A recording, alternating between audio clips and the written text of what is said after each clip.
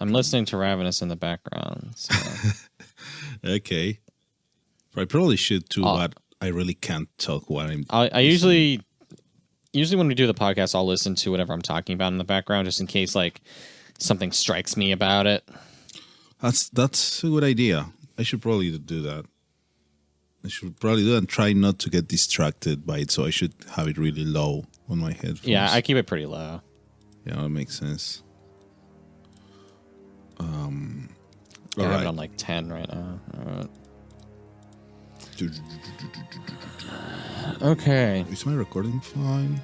All right. I think we're ready to go then. We're ready to go. We're ready to go in 3.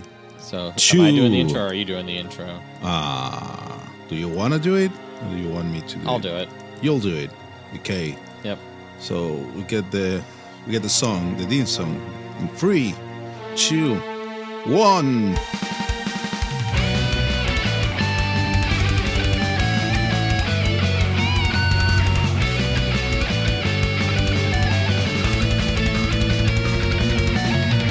Sup Nerds, welcome to episode 41 of Powerful, a Power Metal podcast.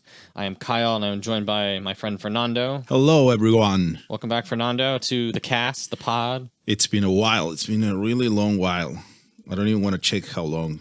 We'll ignore that. We're just waiting for the right stuff to happen, and here you are. It's special. Exactly. That's the way. I can't believe we are in episode 41. That's a lot of episodes. Yeah, I mean, we'll ignore how many of those were in the last year. Let's pretend that they've been evenly spaced out this whole time. Yeah, COVID never happened. Everything is great. Everything's awesome and everything's happy.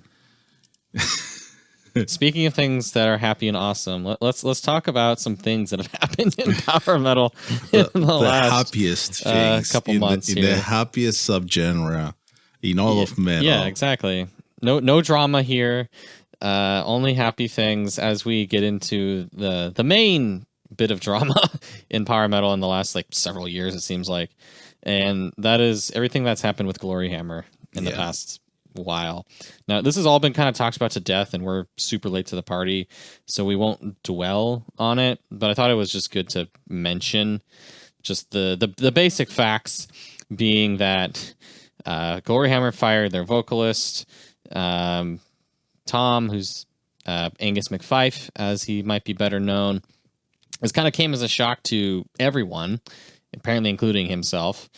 And the community kind of freaked out. And then shortly afterward, there were some leaks and some allegations against other members of Gloryhammer, including some leaked group chats showing some just horrible, horrible things, which eventually turned out to be confirmed as true and not falsified or anything. There were other allegations of abuse that I think are still ongoing, so I won't get into that. But it does, I think, kind of bring up an interesting conversation about how people behave in metal and role models, and how people can, we'll say, learn from their mistakes and move on. I think I don't know how much you read into everything, Fernando, but I really liked Jake from Aether Realms' take on everything, wanting to kind of admit that, he saw behavior like this that's consistent with when he was touring with them back in 2017, but he's talked to Chris about it. He's been making efforts to be better. I mean, heck, we had Chris on our podcast. We've talked to him a lot in Discord and at shows. I can't really speak to the other members of Gloryhammer, but at least Chris himself seems to, I think, be trying to not be as big of a shithead. I can say that just from talking to him and knowing him. It's been a while since 2017. That's even before we even met him for the first time. We started the podcast, yeah. Yeah. So yeah, I don't doubt that he's a better person for sure now. That's it was unfortunate to get those kind of things aired and shown to people. It's good that we hold people accountable when they are shitty. Right. But we're also we should also see how people then act after they are made aware that they are in the wrong. And I think we have a good a good character arc here going on with his statement, with Aether Realms, Jake's statement, and just the way that we have seen him speak in public with people just in a candid way. Yeah, he's been outspoken against people being shitty. Yeah, so there's a bit of he's always been on the good side, at least the past 3 years. So like all the like the Finberg and the Schaefer stuff and yada yada yada. Yeah, and in general, in the grand scheme of things, I think the people that have been looking into this mostly understand that, which is cool. It's good, and it will soon be water under the bridge. Not because we shouldn't care about people not acting the best especially when they are like respected public figures that people look up to. Yeah, but we should also care about, okay, it's not just we should end this member of society and eliminate it, but let's just see, okay, what are you going to do now? And I think he's been doing good. I'm glad that like everybody's careers aren't just completely dead after this. Oh yeah. And I don't think that'd be an happen. Overreaction, I think. Yeah, that'd be an overreaction. I don't think that will happen. We can see probably the public at large doesn't even know this. Everyone that listens to the podcast, this podcast probably knows all of this and has read everything, and you already know all of this. If you're dumb enough to listen to this podcast, you probably are dumb enough to follow power metal drama. Yeah, definitely. Definitely. But now the Gloryhammer, when they announced, I think going back to them kicking out their vocalist, they said that originally the tours that they have planned are staying on and none of them have been canceled. So we'll see what happens there. And Elstorm has started playing live again. And apparently it's been a blast. Yeah, they were at a festival in Europe just like a week ago, I think. Yes, correct. They are touring now, I think, as of the recording and release of this episode, which is like, in case you're listening in the near or far future, September of 2021. Well, that's it. We'll see how Gloryhammer, what they do for the live show in the future, but they should still stay. They should still keep on rocking. Yeah, what's kind of funny is that the last album, if you're a dumbass lore person, ended with it's basically the end of the arc. Angus McFife is dead and all that, and they're gonna do like a back to the basics alternate universe thing. Yeah. So in that sense, this is the perfect time to have a different vocalist introduced to the band. I wish the circumstances were better, obviously, but I that's about as convenient of an excuse as you're gonna get. I guess. I guess I wouldn't say. I wouldn't say that's it's probably not their prime directive thinking, oh, how can we line up with the lore? Of course not. Or how can the lore line up with real life now? Definitely not. So it's just an interesting funny, angle. nerdy coincidence more than anything. Exactly. But then other things had happened in the metal sphere that are worth talking about. Even more tragic. Even more tragic to a lot of people. You probably heard, because at least from us, that this band Lovebites from Japan, we talk about them a lot. They had some great albums, which are really a really Western take on heavy metal and power metal coming from a Japanese band. They released an album at the start of 2020 or mid 2020, depending on what region of the world you are. And in 2021, they released an EP. But then in August, the bass player, Miho, announced that she was leaving the band. And she was like, at least the way we all perceived it, a big driving force on the band. Probably she was the founder and I think helped with songwriting. Yeah, she was probably the main driver of the Western heavy metal influence Like because she's super into Iron Maiden and stuff like that. Yeah, you can hear it, and you can hear it in many of the songs. Yeah. So it's like a big blow, because nothing else has been announced as far as I found. Like just that she was leaving the band, and the band. Yeah, not really why, not what she's doing next. Just the band is on temporary hiatus, but will be back. That's the part that's tricky. Like announcing a temporary hiatus from a Japanese band. Because they're full blast all the time. They in 5 years have a gazillion albums, EPs, live DVDs. They toured with Dragon Force in Europe, which is insane for a Japanese metal band. Honestly, it's nice to see that it's happening more now, because forever the Asian music market and the Western music market have not mixed at all. But then this is like a big blow. And we don't know what's going to happen to the band.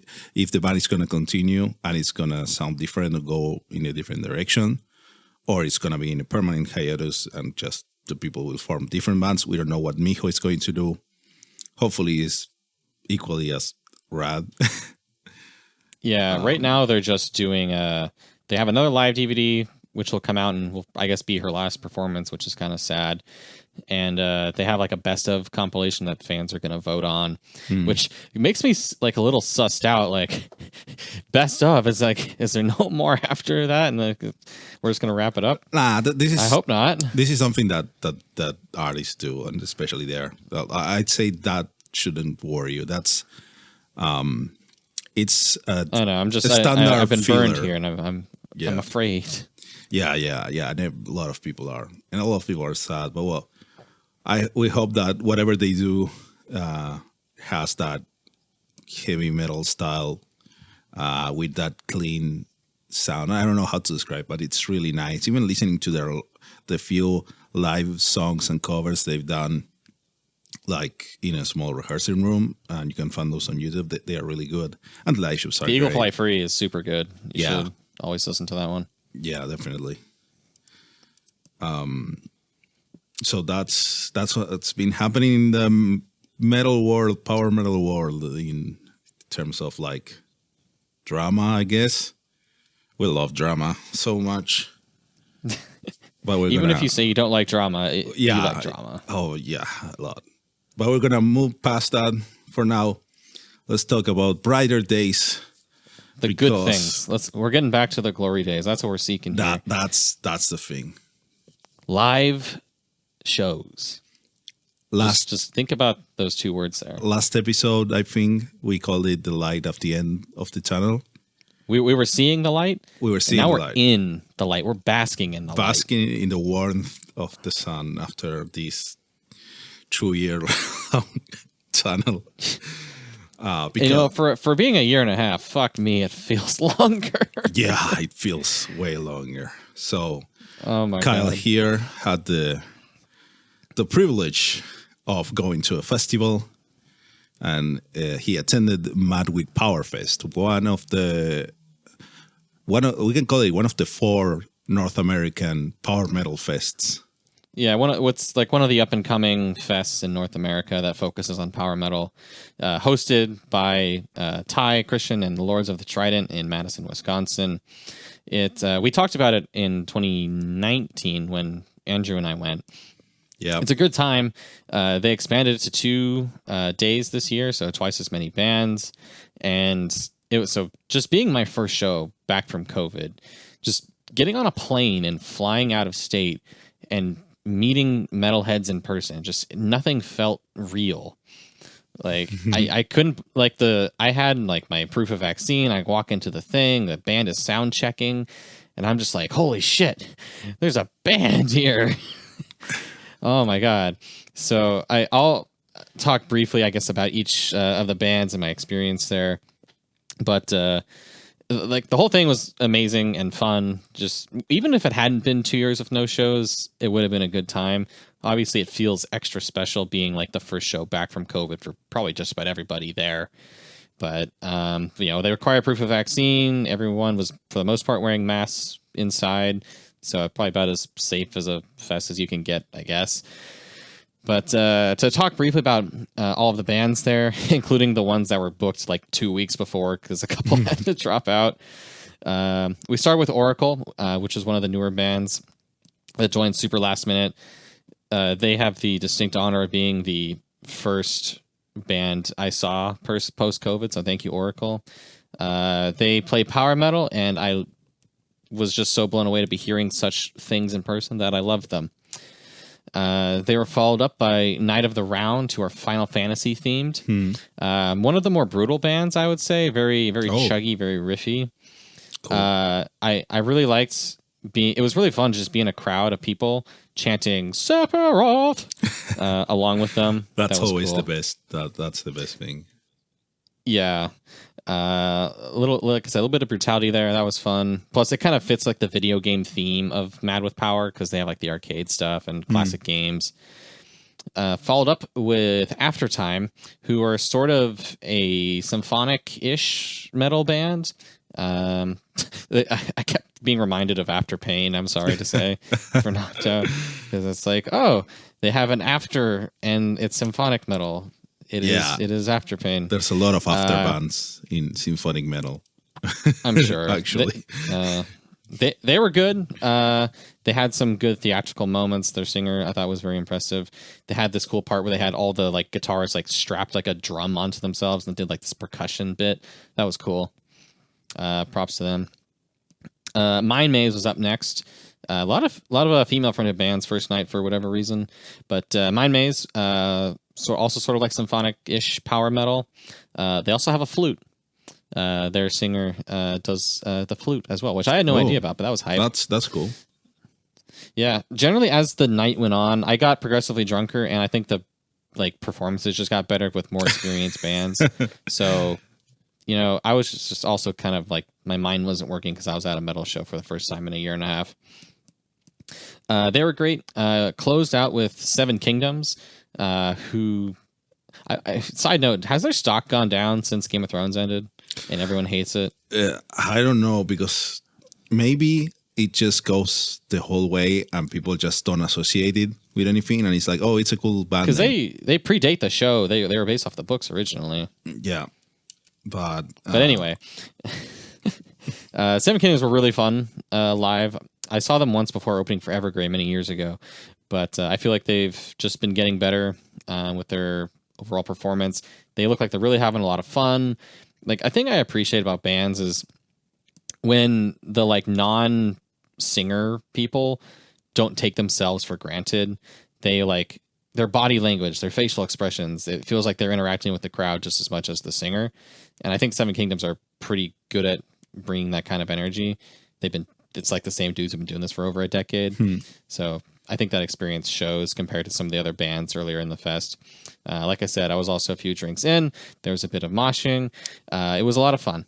There was a bit, I know I just said before this, but there was a bit of drama with Seven Kingdoms, right? Yeah, I was a bit out of the loop with that. I think they like kicked out their bassist kicked their bass player when the tour started. Yeah, when the tour started, there was some I don't know, some roughing there. People didn't agree on some things, and there's no more bass player for now. And they've been playing with just a track for a bass player. It's power metal. Who needs the bass? Don't be like that. I'm the bass player. I say to the bassist. But it was. I know the show is good for something that we're going to mention later. But just to put it out there. Indeed. So then you got the second date. This is packed. That's a long show, right? 1, 2, 3. Like Mad with Power is pretty rigid with its schedule. It's every hour on the hour the next band starts, and they have 40 minutes. And if they started late or if they had technical problems, fuck them. They've got to end. Which did kind of. It is, but it also kind of sucks. Because if you don't do that, you'll be there up till like 4 a.m. Right, and I think they had a long setup just for the headliner because they had like a different light setup, so the second night kind of went long. But to discuss the bands of the second day of Mad with Power, it started with March in Arms, which is another one of like the last minute replacements that they added in. Props to these guys for giving it their all. They're like a less power metal, more straightforward heavy metal band that's like American military themed. I have to admit, they did not fit the vibe of Mad with Power.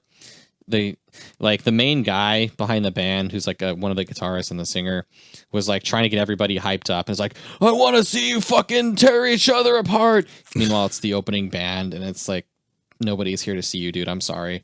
And the part that weirded me out was when he's like, oh, this is a power metal show, right? Oh, how about this? And it was like the least power metal song that they played.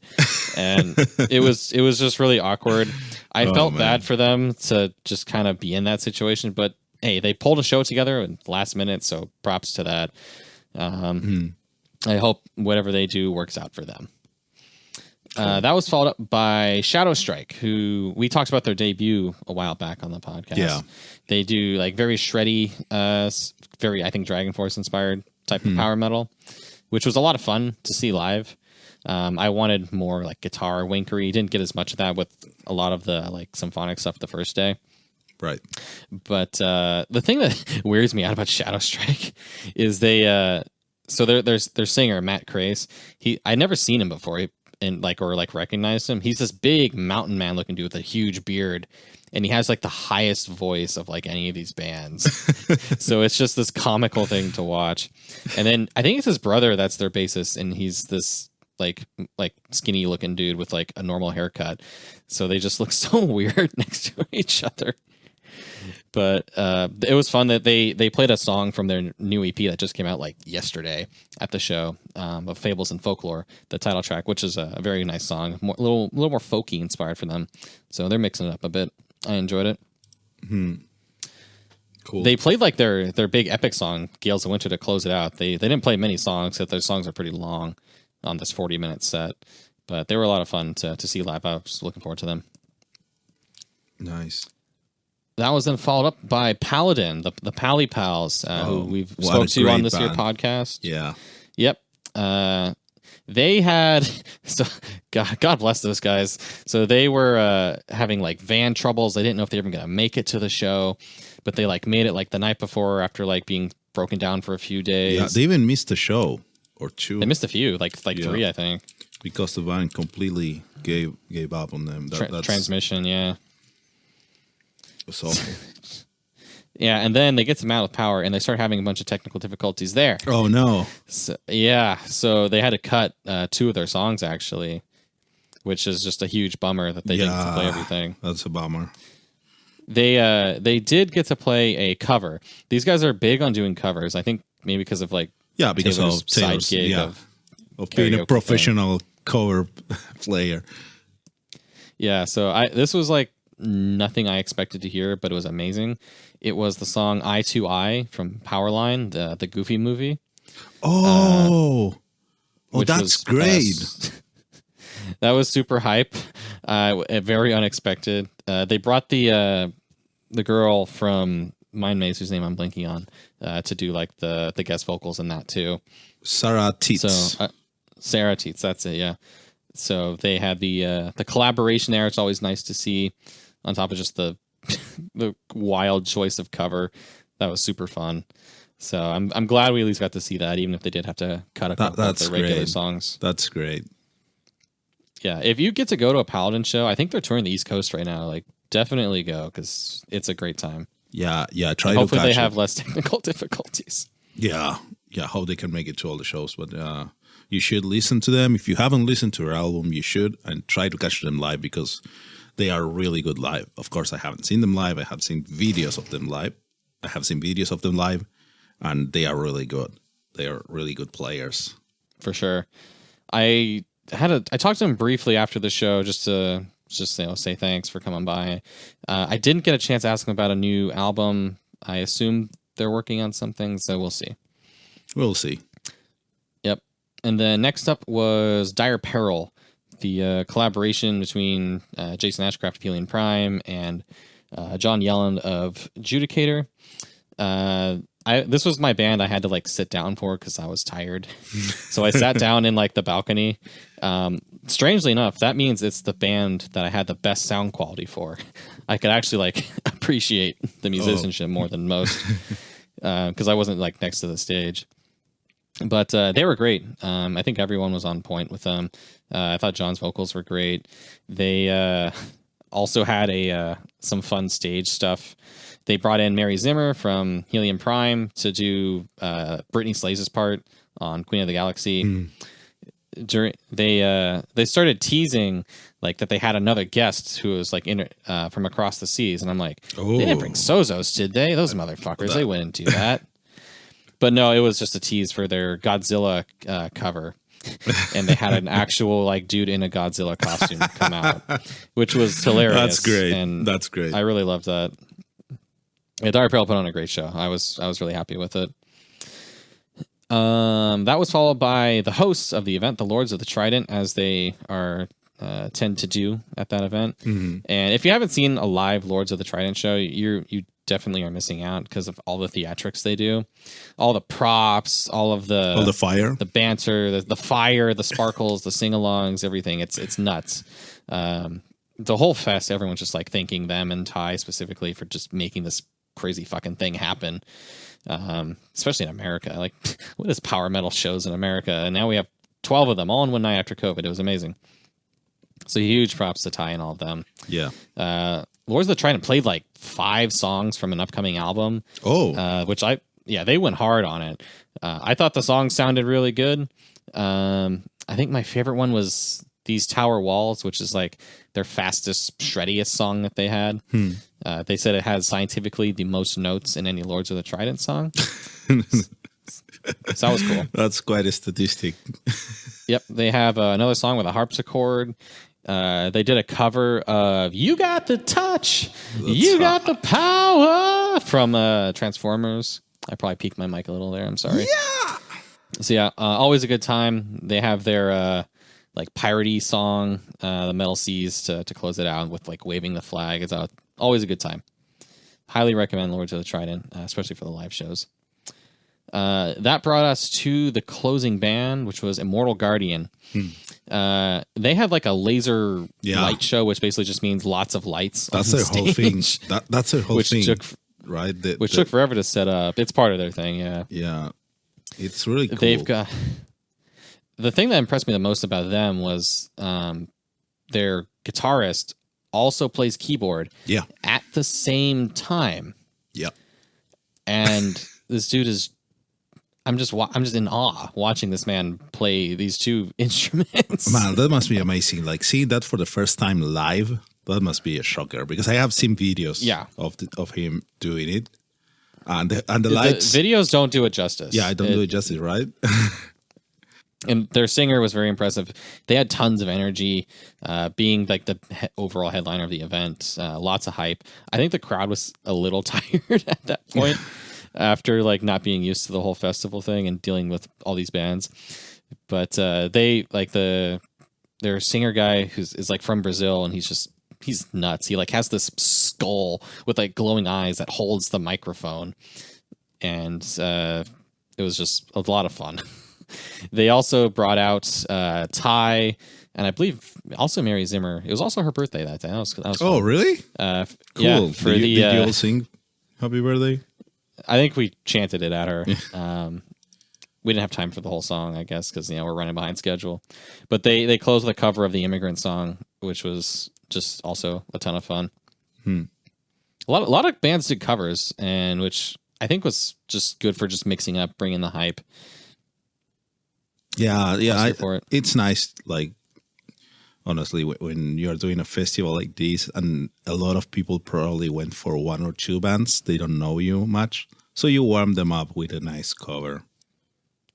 Yeah, I think my favorite cover was the Seven Kingdoms doing "The Boys of Summer," because that's not really a power metal song, but they made it into one, and it works. That's the best kind of cover. Yeah. And just for clarity, like the vocalist of Immortal Guardian is Carlos Sema. Yes, he's the husband of Mari. Yeah, I'm bad with names, but everyone was great. But and then to finish off, just like the vibe of the festival, they're bringing it back next year. I think 2 days again. They haven't announced all the bands. The ones they have announced, I'm admittedly not super familiar with. That does worry me a little bit. Like we're running low on talent for the American power metal scene. Well, like if you haven't heard of them before, they're probably new. They might be worth checking out. Yeah, like I'm going in open-minded. I'm going no matter what, just because it's a fun environment. I really like, personally, and I recommend this to people. I like listening to bands for the first time in a live show.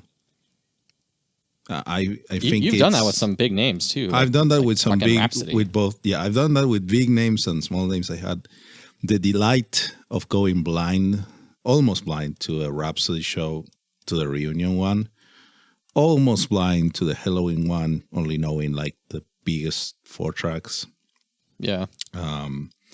But I recommend this for bands, small or big.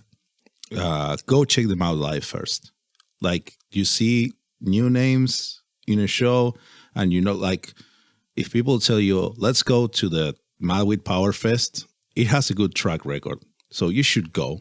And if there's bands that you never heard of, stay for their sets. Check them out. Yeah. Even this one, like the bands I hadn't listened to before, I had a great time. So fuck it. And like you get to meet people. I guess to shout out all the random people I hung out with at Mad with Power, of course, Neb and Nico, having hung out with them before, Patrick, who I see at every festival in the US. New friends that I made, TJ and Adam and Jeremy, and who else did I meet? There was an Alex, and there was those other people whose name I'm totally blanking on, and I feel really bad now. But you're all cool. Don't worry. But you're all cool. You're all cool. You're all great. Yep, and I will probably be seeing most of these same people again at Prague Power if that actually happens. Yeah, whenever it actually happens, the next Prague Power. Oh, man. Yeah, shout out to the farmers market and all the cheese curds that we got as we stormed the Capitol in Madison. And we sang the Bard song and fucked it up. That was great. Oh, man. I saw a video of that. That's great fun.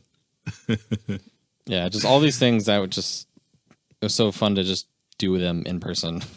Yeah. And general props again to Ty for doing all of this, because Of the dude is course. a machine. And you should check out the episode when we interviewed him and we talked about all these things that he does, because he runs the fest. He has the van. He does live stream shows, and he has other projects that he sings for, and he's involved in his community. And he was like, he won an award in music in Madison or something like that. I don't know. It's crazy. I believe it. He never sleeps. And if you look at the videos that he does for his channel, the ones that are music videos, the covers of other bands, the explanations to musicians, he's really, I don't know, he doesn't sleep.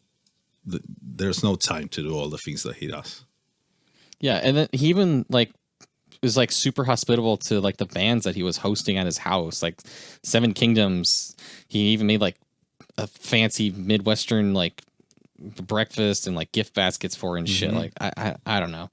The guy's nuts, and we love him. Yeah, and that's not all because you probably know this, but in case you don't, Seven Kingdoms was gonna be on tour with Aether and Unleash the Archers. And yeah, that takes us into our next thing here. Yeah, at the start of the tour, Unleash the Archers was not able to enter the US. There was some mishaps with the COVID restrictions. I think one of them had been on a place where it invalidated them from crossing over, so they were some days behind. Some shows were canceled, and other shows continued on without them. Mm-hmm. But this left Seven Kingdoms and Other Realms stranded for a couple of days, because some shows were canceled. And in case you don't know, doing a tour is really expensive.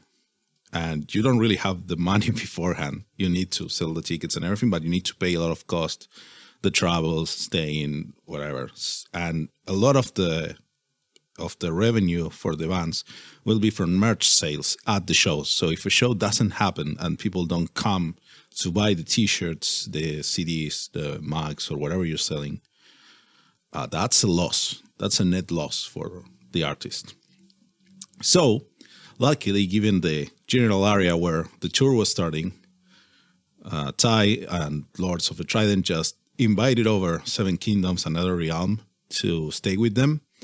And they did a live stream show with all the donations during a certain time from before the show and the day after the show that were given to Lords of the Trident, going to Seven Kingdoms and Another Realm to try to make up for this loss of shows.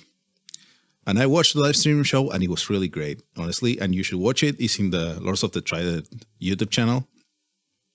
It was really cool. It was close to the closest you can get now if you don't have live shows yet in your area to go into one, watching a stream one live. It's really cool, especially if you have other friends that you're chatting with or in call with while you are all watching the same thing. It's really cool. And just like the fact, the fake live show, but I think it's a live show because it's still live. It's just a live broadcast. It's like getting together with mates to watch the Super Bowl, but you're just getting together. It's like when the Beatles played on that variety show. Right. It's like when the Beatles played on the Ed Sullivan Show back in the day. Exactly. Exactly the same. But so how good is this thing? Like, this was a disaster basically for this tour, that the main band was not able to enter the country. They couldn't do the shows. But then, luckily, they were close enough to the one dude that already has set up in his basement a full... The one dude in the whole fucking country. Yeah, that is in the power metal band that has a whole streaming setup ready because he's been doing this for a while with his own band.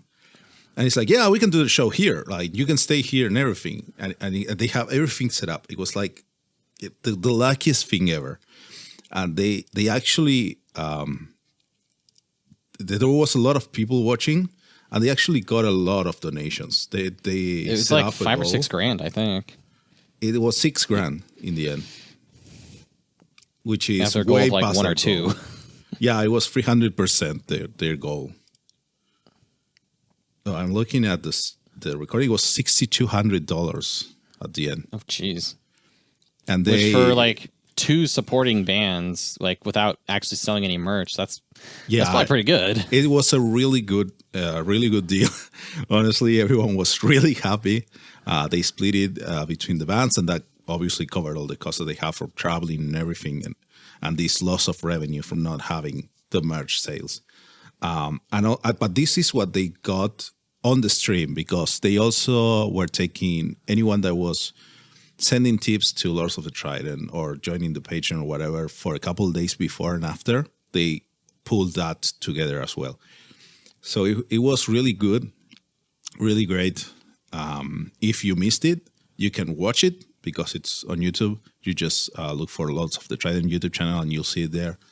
And be on the lookout for any bands doing live streams, because really, it's really great.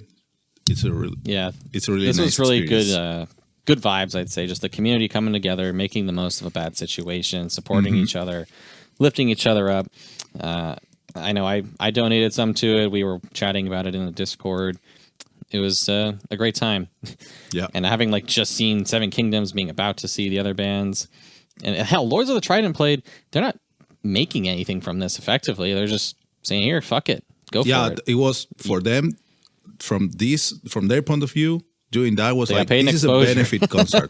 This is a concert that we are setting up in benefit of Seven Kingdoms and Another Realm, because 100% of the money they made during the live stream went to the bands that needed it. So well done, Ty. Again. Yay for Ty. Yay for Ty. I did a lot of Ty chanting for a couple of weeks there. Yeah. Oh boy. So then that tour did continue. Unleash the Archers did make it in a week later. into the country, and they've been playing shows. I think they started like in the Midwest, to the East Coast, then through the South, and they just hit California and the West Coast this weekend.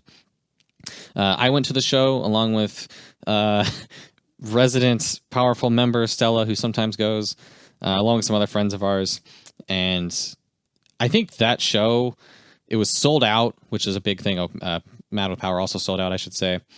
But being in like this random bar in San Diego, everyone's there, most of them having their first show back from COVID. I think it was a more supportive crowd than I'd seen at your average bar power metal show, especially during Unleash the Archers. It's like everyone's just cheering and singing along, and you got a hearty amount of moshing, especially during Aether Realm, because Mellow Death. Jake from Aether Realm is just the most wholesome dude ever, along with the Seven Kingdoms folks are obviously great. So I had a great time at that show. Highly recommended. I don't think there are many shows left on the tour by the time this comes out. But if you get a chance to see Unleash the Archers live in particular, their music works super well live. I think because they have just an absurd amount of like whoas and Brittany going because like that's just kind of their style, and that works super well in the live environment because it's easy to sing along and get that crowd engagement. That's great. And then they played almost the entirety of the new Abyss album, which I think works really well. There's only like one or two songs I didn't play because like all the dramatic intro and outro stuff kind of works as like transitionary stuff during the live show for them to like walk out to, or like have people like sing along or do crowd interaction during like the symphonic parts. That's cool. I think that album really works well live. My favorite part probably was Faster Than Light. My favorite song in the album, because it's the fast, shreddy one. They had like these lightsabers that they gave to like the VIP ticket holders, and like Brittany like took one and was like waving it around and like fighting one of the crowd members with the lightsabers. Amazing. That was great. Yeah, and their guitarists do a great job with the stage presence as well. Even their bassist, who I guess is not officially part of the band, but he's there anyway. They have like synchronized guitar moves. They do like these like jump kick things. Oh, that's the best. That's the best stuff. Yeah, like I said with Seven Kingdoms, like they very much like they're not just slacking off in the back and letting Brittany do all the work. I mean, she doesn't even have to try. Everyone loves Brittany, but they're really great performers. They're, I think, by far the most popular of any North American power metal band. Happy to see them on this upswing continue here. They were very appreciative of like their Twitch and Discord communities for helping them basically survive the pandemic. Which, hey, I can appreciate Twitch and Discord. That's what I do now, pretty much. Yeah, definitely. Great vibes all around. Jake from Aether Realm is just super charming during his sets as well, with his like open Hawaiian shirt that he wears to do Mellow Death during. I don't understand it, but by God, he makes it work. Nice. Have I talked enough about live shows? Yeah, can you believe it? I know it's crazy, but I want to talk about these things. Oh, my God. That's great, because live shows are back. We used to talk a lot of, I think, like before, unless we were doing an interview, we always talked about at least one live show per episode sometimes, because we used to do it between us a lot.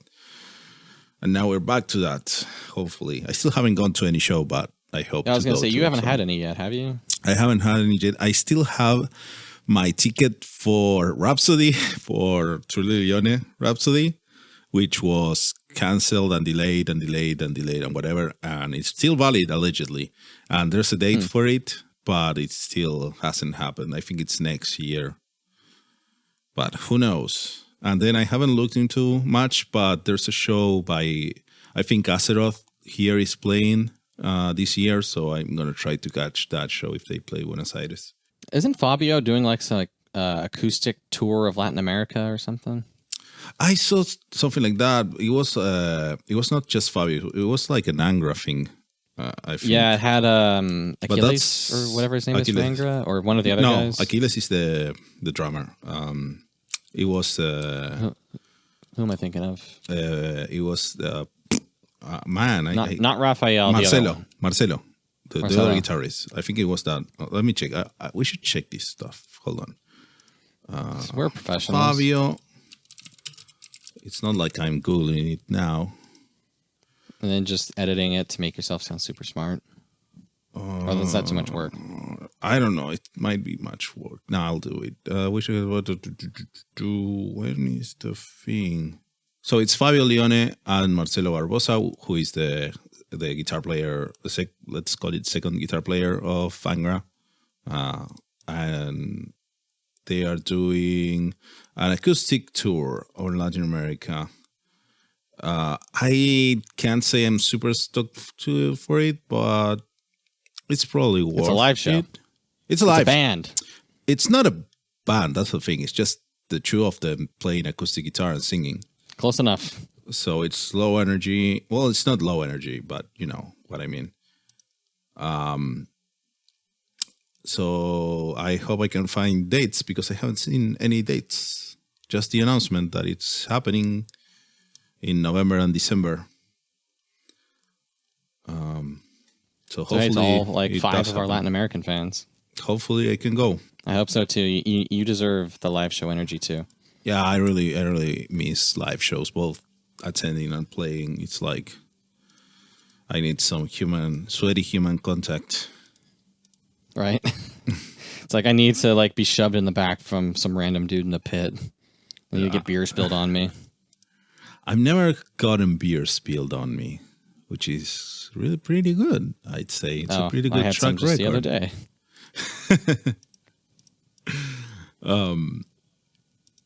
But yeah, hopefully I have some stuff this year.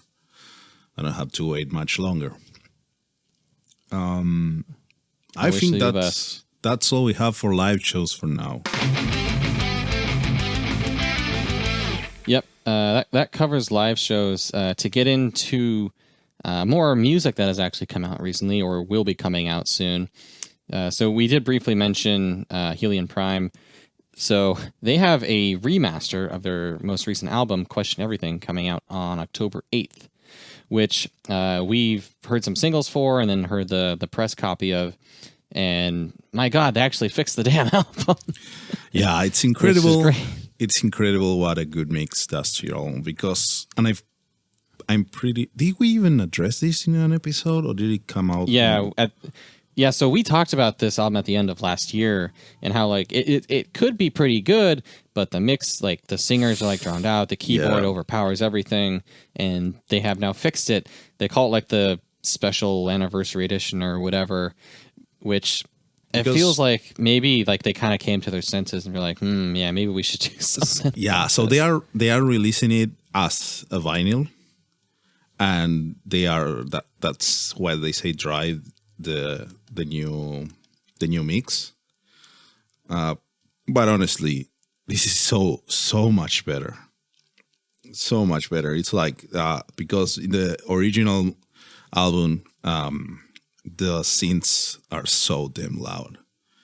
Every time a keyboard hits, it overpowers everything, and especially in the high end. And there's a couple specific synth sounds in a couple songs that they weren't even like they would need a low pass filter or something because the high end was like ear piercing, and you couldn't make out the vocalist. You have all the Helion Prime past vocalists singing together in the title track, and you couldn't make out who was singing at what time because of this. Yeah, it was right. But this remix is so good. Everything is clear. It's still powerful. It's still loud. It sounds like metal, and it's clear and clean. And the synths are there, but they are occupying the space that they should based on what was written. So this is very welcomed, very recommended when it comes out. You can already listen to a couple of the songs that were uploaded to YouTube. And there's also some bonus material. It's going to be 2 discs or 2 records. They re-recorded 4 songs, and then they did a version of Question Everything with just Mari Zimmer and instead of all the vocalists. And then they have 2 covers on it, which are Angels Don't Kill by Children of Bodom and the Pharaoh Seals to Orion by Nightwish. Yeah, I checked out the Nightwish one. That was an interesting one because I really like that Nightwish song. This was a less operatic, less symphonic version of it, more power metal, and has like a guest harsh vocalist that is kind of contributing that other like dramatic sound that the original Nightwish one had. Yeah, that's Carlos from Immortal Guardian. Which kind of blows my mind that he's doing that, because that's so different than the vocals he normally does with Immortal Guardian. But hey, it was a good song. And Angels Don't Kill has a guest solo by Garrett Peters. Yeah, I didn't check that one out before we jumped on the podcast here, but I highly recommend checking out this remaster to everyone. And I can't help but wonder, did we help bring this about, however indirectly?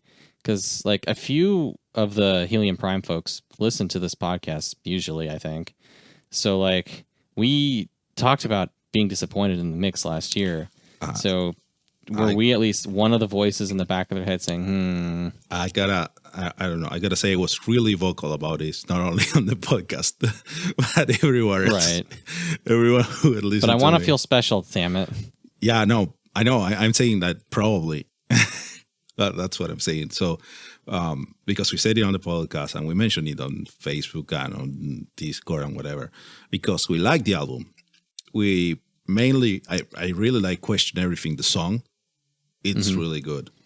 I think the Final Theory is cool. And there's a lot of good material, but it was hard to listen to it. And now it's really nice. It's really good, and it's a good listen, and I recommend anyone, if you haven't listened the original, wait till the new one comes out, listen to the remix. If you have listened and you are like, yeah, I kind of like this, and then never listen back again, okay, listen to the remix when it comes out. At least check out the singles, because it's way better. It's way better, and I'm happy. They did it. This time around, the mix is done by Alex Nasla. He was the producer alongside with Jason on the previous one. They are both co-producing this time as well. But on the previous one, they had a different mixer. But now Alex did it himself. I understand he also played the synths. And this is a way better mix. This was a good decision. I hope it sells. I hope it's good. People, you should go and listen to it because it's worth it. It's now a really good album to listen to. For sure. And you have in Question Everything, as I mentioned before, you have former Helion Prime vocalists, which are Heather Michelle and our boy Sosos Michael. Sosos, the good old Sosos, which we really love. You should listen to all the things he does on YouTube, and you should listen to his other What band. else does Sosos? What else does Sosos do there, Fernando? What could he be up to? You should definitely take a peek at the album Into the Arcane by Eons and Enthroned, a little band that we mention perhaps sometimes, that we know a little bit about, with Sosos on lead vocals, alongside with the mysterious vocalist Sleeper, which I took some part in doing. Yeah. So I guess full gamer disclaimer right here. You have a lot to do with Eons Enthroned, and we have just a little conflict bit of interest. I don't know. Fuck it, we're not journalists. No, this was the long con all along. There's 3 years of podcasts were all only for this. To tell you all that I made an album, a power metal album, with this band, which started as just a collaboration in the power metal subreddit, and it evolved into a couple singles and now an album. And you should definitely listen to it because it's actually good. It is actually good. Like, we're like, no bullshit. Like, this is real raw power metal and symphonic metal bullshit. Like, I have a fondness, I'd say, for Stormblessed and Windswept, especially like the solos in Windswept. Props to Jeff. Making good music, even if he doesn't believe in himself.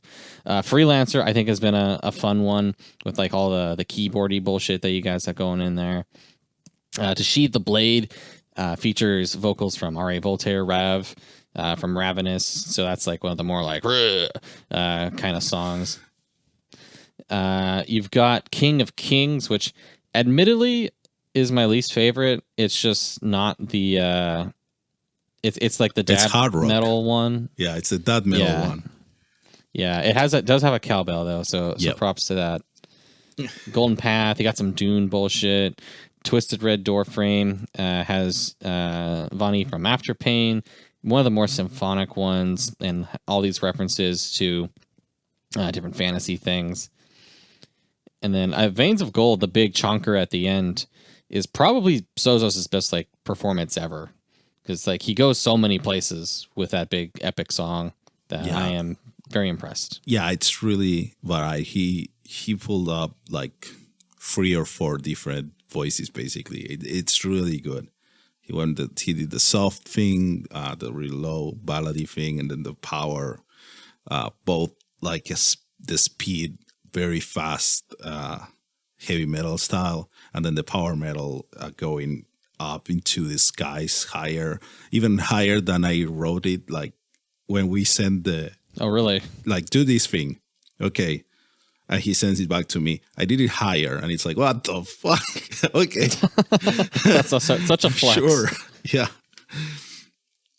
Which is like that's the best thing of working with him. He just sends you back a better thing that you intended.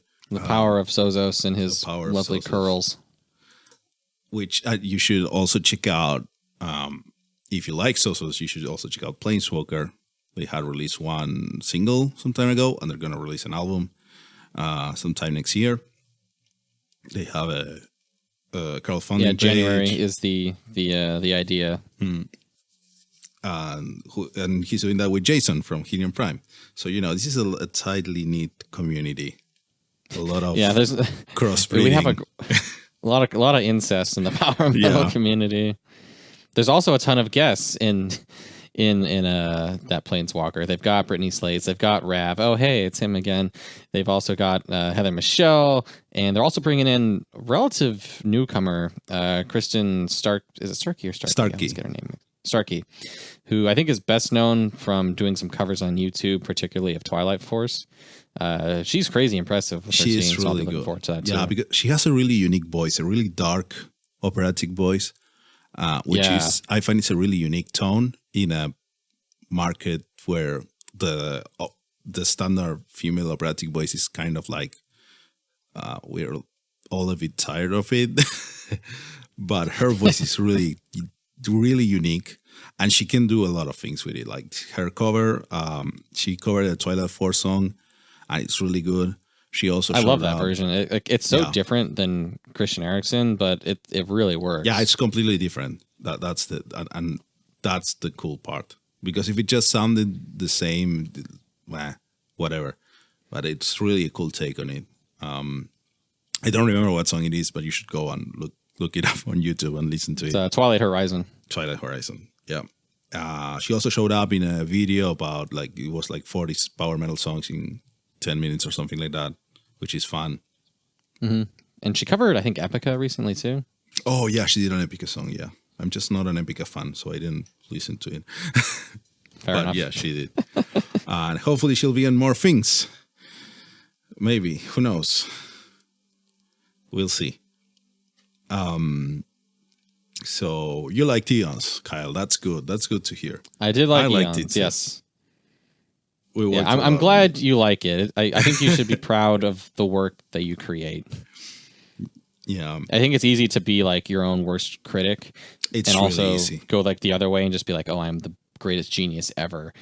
Forgive me while I jerk myself off over everything. And it's like, I think you have a good appreciation for your work, and everyone else involved with Eons should be proud too.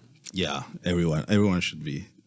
Jeff, as you said, writing I'm playing all those solos, which are really, really good, very face melting power metal solos. as they should be. And then Of course. Cody doing the other guitars, and Greg writing all the lyrics, because I know nothing about any of these books, but he makes it work. The only one of these books I've actually read is the Stormlight stuff, and then some of the things referenced in Twisted Red Door Frame. But I like them. Oh, I guess I've read the Ozymandias poem from King of Kings. I don't know if that counts. Yeah, it counts. It counts. Sure, I am surprised. When I asked what it was about, I was like, "Do people know this? Has anyone read this?" It's a relatively famous poem. We read it in school, and then Breaking Bad referenced it. Oh, okay. I did not read it in school at all. But you're not the first one to tell me, like, "Oh, is this about the Ozymandias poem?" And I'm like, "Yes." Oh, that's great. Okay, amazing. It's an accessible poem. I think it's from an American poet, Byron, I think was his name. Oh, that would explain it. Anyway, before we get too pretentious into old school poetry. Anyway, check out Eons Enthroned debut album, Into the Arcane. So, Fernando, while we have you on the spot, are there more Eons Enthroned are there more Eons that will become enthroned? Yes, definitely. Now that we've gone into the Arcane, where are we going from here? I don't know where we're going from here, but we're doing more stuff for sure. We're trying to organize ourselves to do it faster, because Into the Arcane took an embarrassingly long time to be completed. Like a few years. Let's call it a few years. But we'll do more stuff.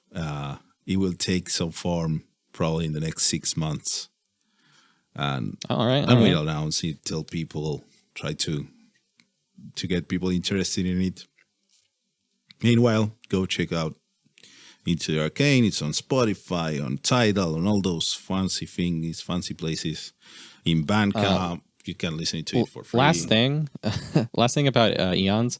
Did you intentionally plan your artwork to be extremely reminiscent of the Glory Days single artwork from Fellowship? No, because our artwork was made, and we actually posted it in Instagram and in Facebook when we had a page. We don't have a page anymore. That's a weird story. Like a year before Fellowship existed. So okay. So that's not the way it went.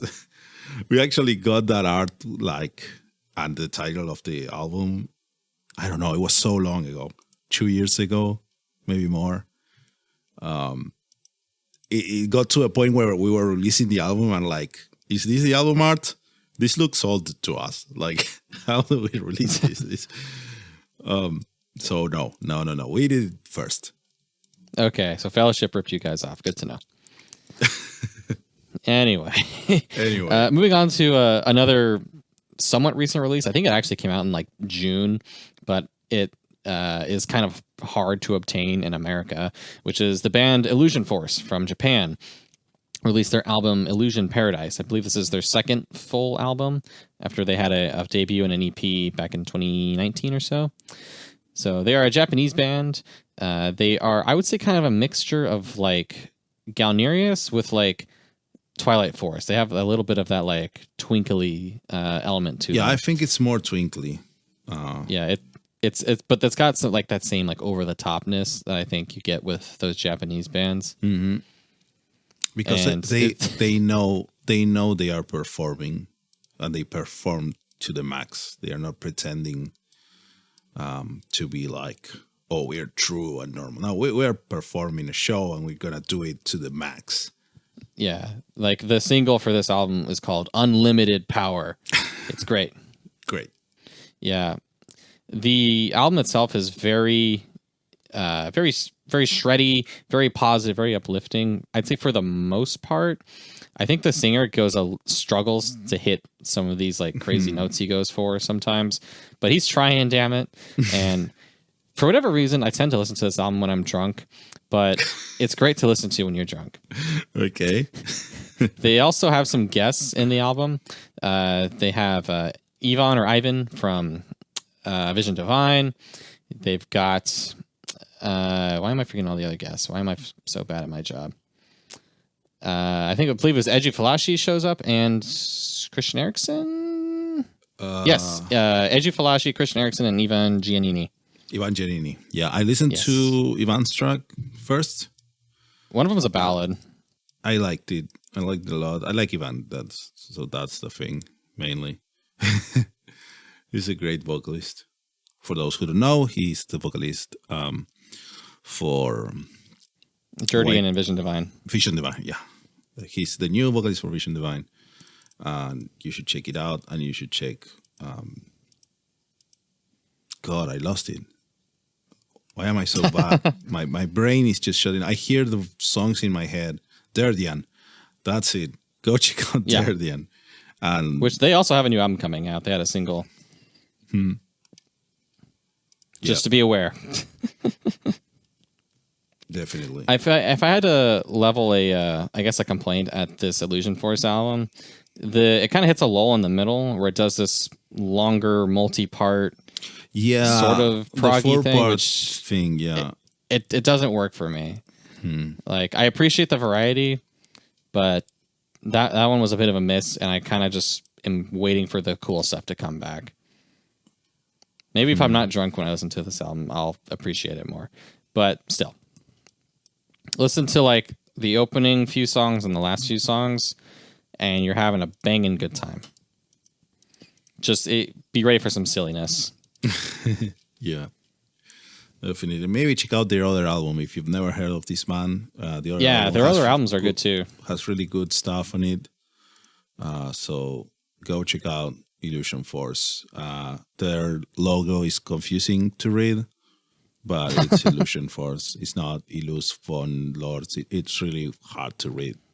But you'll have the to new album isn't even find- on American Spotify yet. Yeah, no, it's on not, YouTube and like a sketchy upload. Yeah, it's not on Spotify in any country actually. Is it just Japan being Japan? I don't know. I don't know where they are if their label is like fucking it up, but because they mentioned on their Facebook that it was going to be on streaming, but so far it's not. So even in the video for the single, Illusion Force's second album, Illusion Paradise, is now available worldwide for digital download and streaming on all major services. Bullshit, it is. Yeah, it's not anywhere. I'll look it up right now. I think I looked it up 2 weeks ago and it wasn't there. Yeah, they have their debut, The World Soul, and their EP Alive, which, but not the Illusion Paradise, unfortunately. Yeah. Well, that's what it is for now. Things you can actually listen to on streaming services, and we wanted to talk about it was Wizardthrone, which is not power metal at all.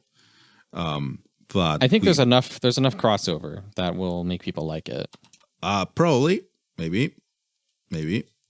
So Wizardthrone was the project that Chris Baus did with Jake from Ethereum and some other people. Yeah, also with the fake Chris from from Gloryhammer is in there as well. Yeah, we should know his name. It's Michael, I think. Mike, yeah. And so this album, the Hypercube Necrodimensions, it's a bit of a mixed bag style-wise.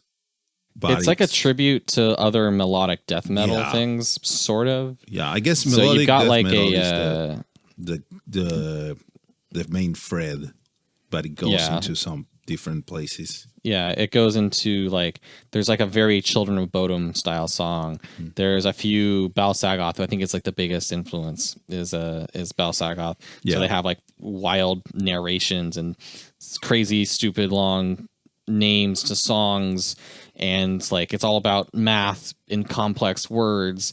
And Ned they Flanders. also and Pickle Rick and Ned Flanders and because why not?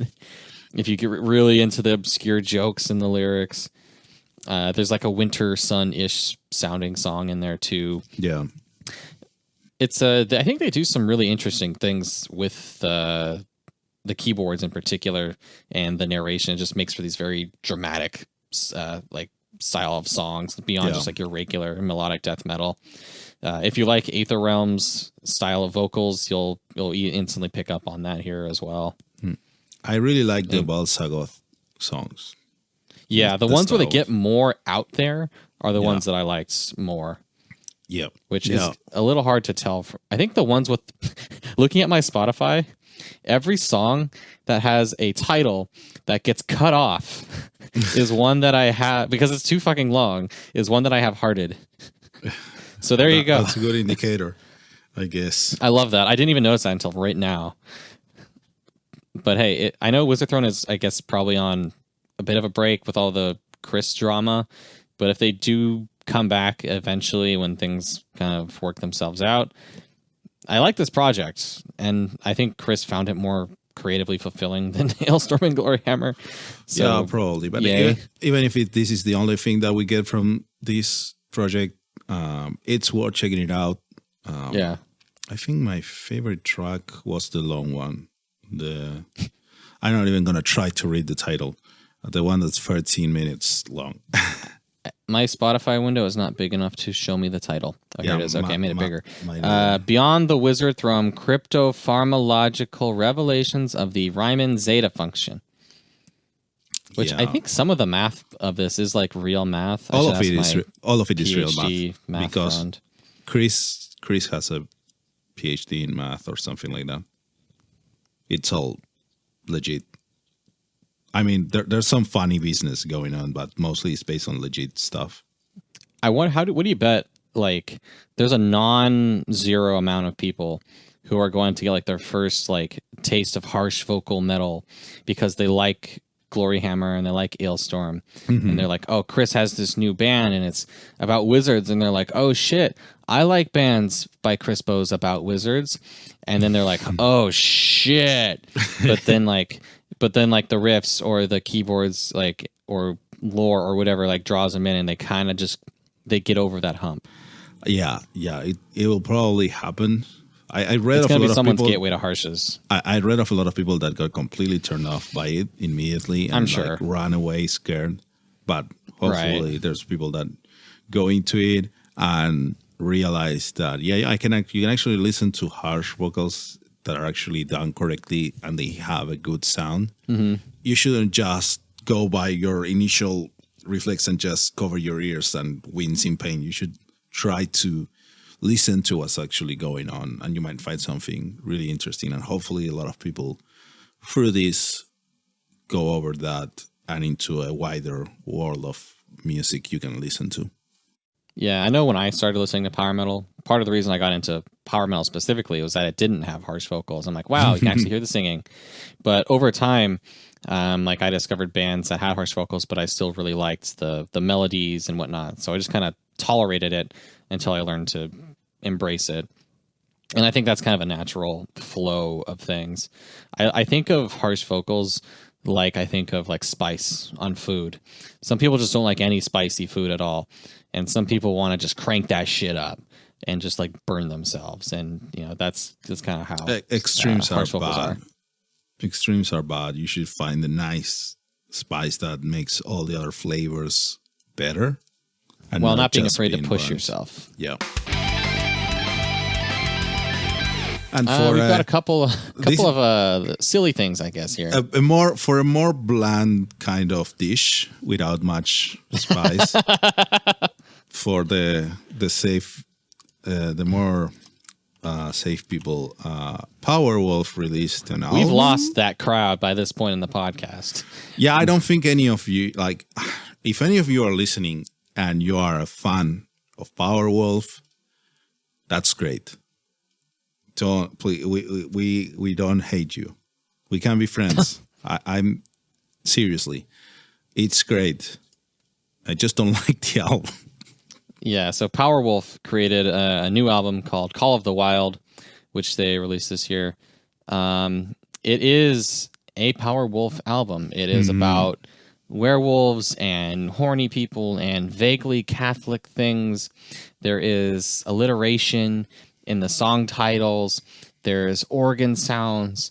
There's Attila's really deep, honestly, really great vocals. The songs are catchy and poppy and very short. I don't know if they are so catchy this time. I liked a few of them. I liked Dancing with the Dead, and I think the biggest like step on this album is the song Blood for Blood, Foulad, because it has like this like folky sound to it. It sounds different. It's amazing. There's a Powerwolf song that sounds different. Like, I'm like, holy shit, am I listening to the right album? Spotify get confused.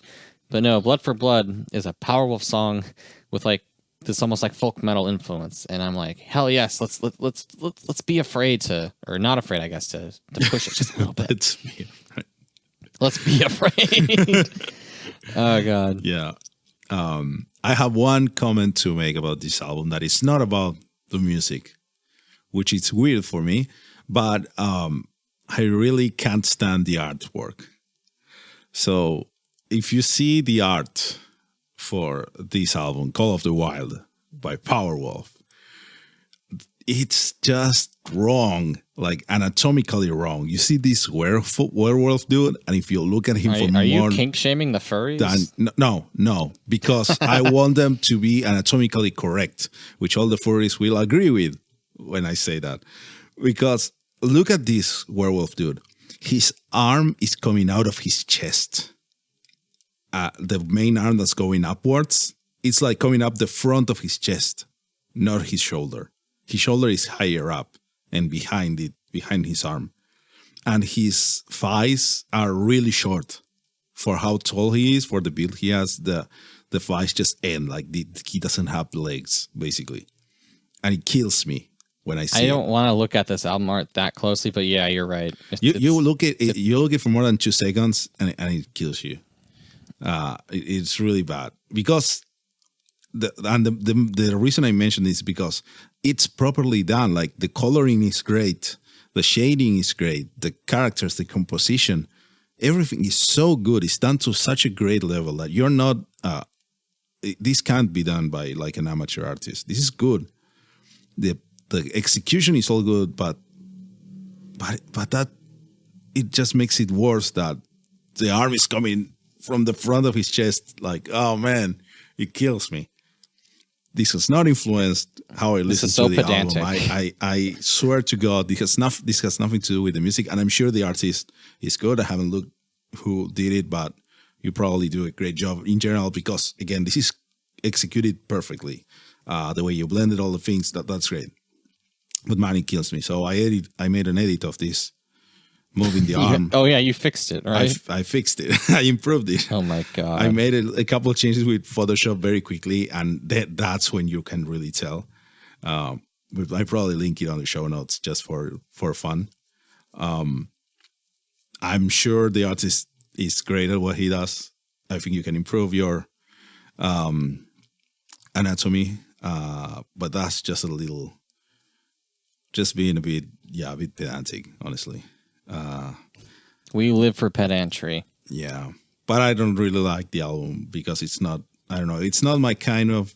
It's not my cup of tea. You're not really a big Powerwolf guy, I think. I was never a Powerwolf guy. I listened to the things to talk about them, and I wasn't a fan. I know Attila is a good vocalist, but even then, in this album, I don't think it's something that brings the songs up enough.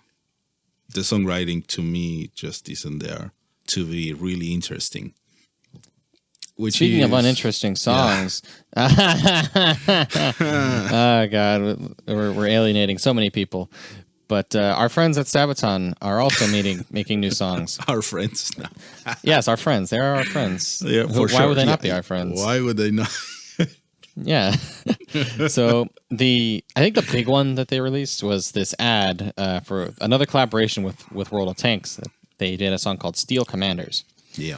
Now, I actually like this song. Yeah, it's good. It's a good song. Compared to other Sabaton songs, it actually has like speed and guitars.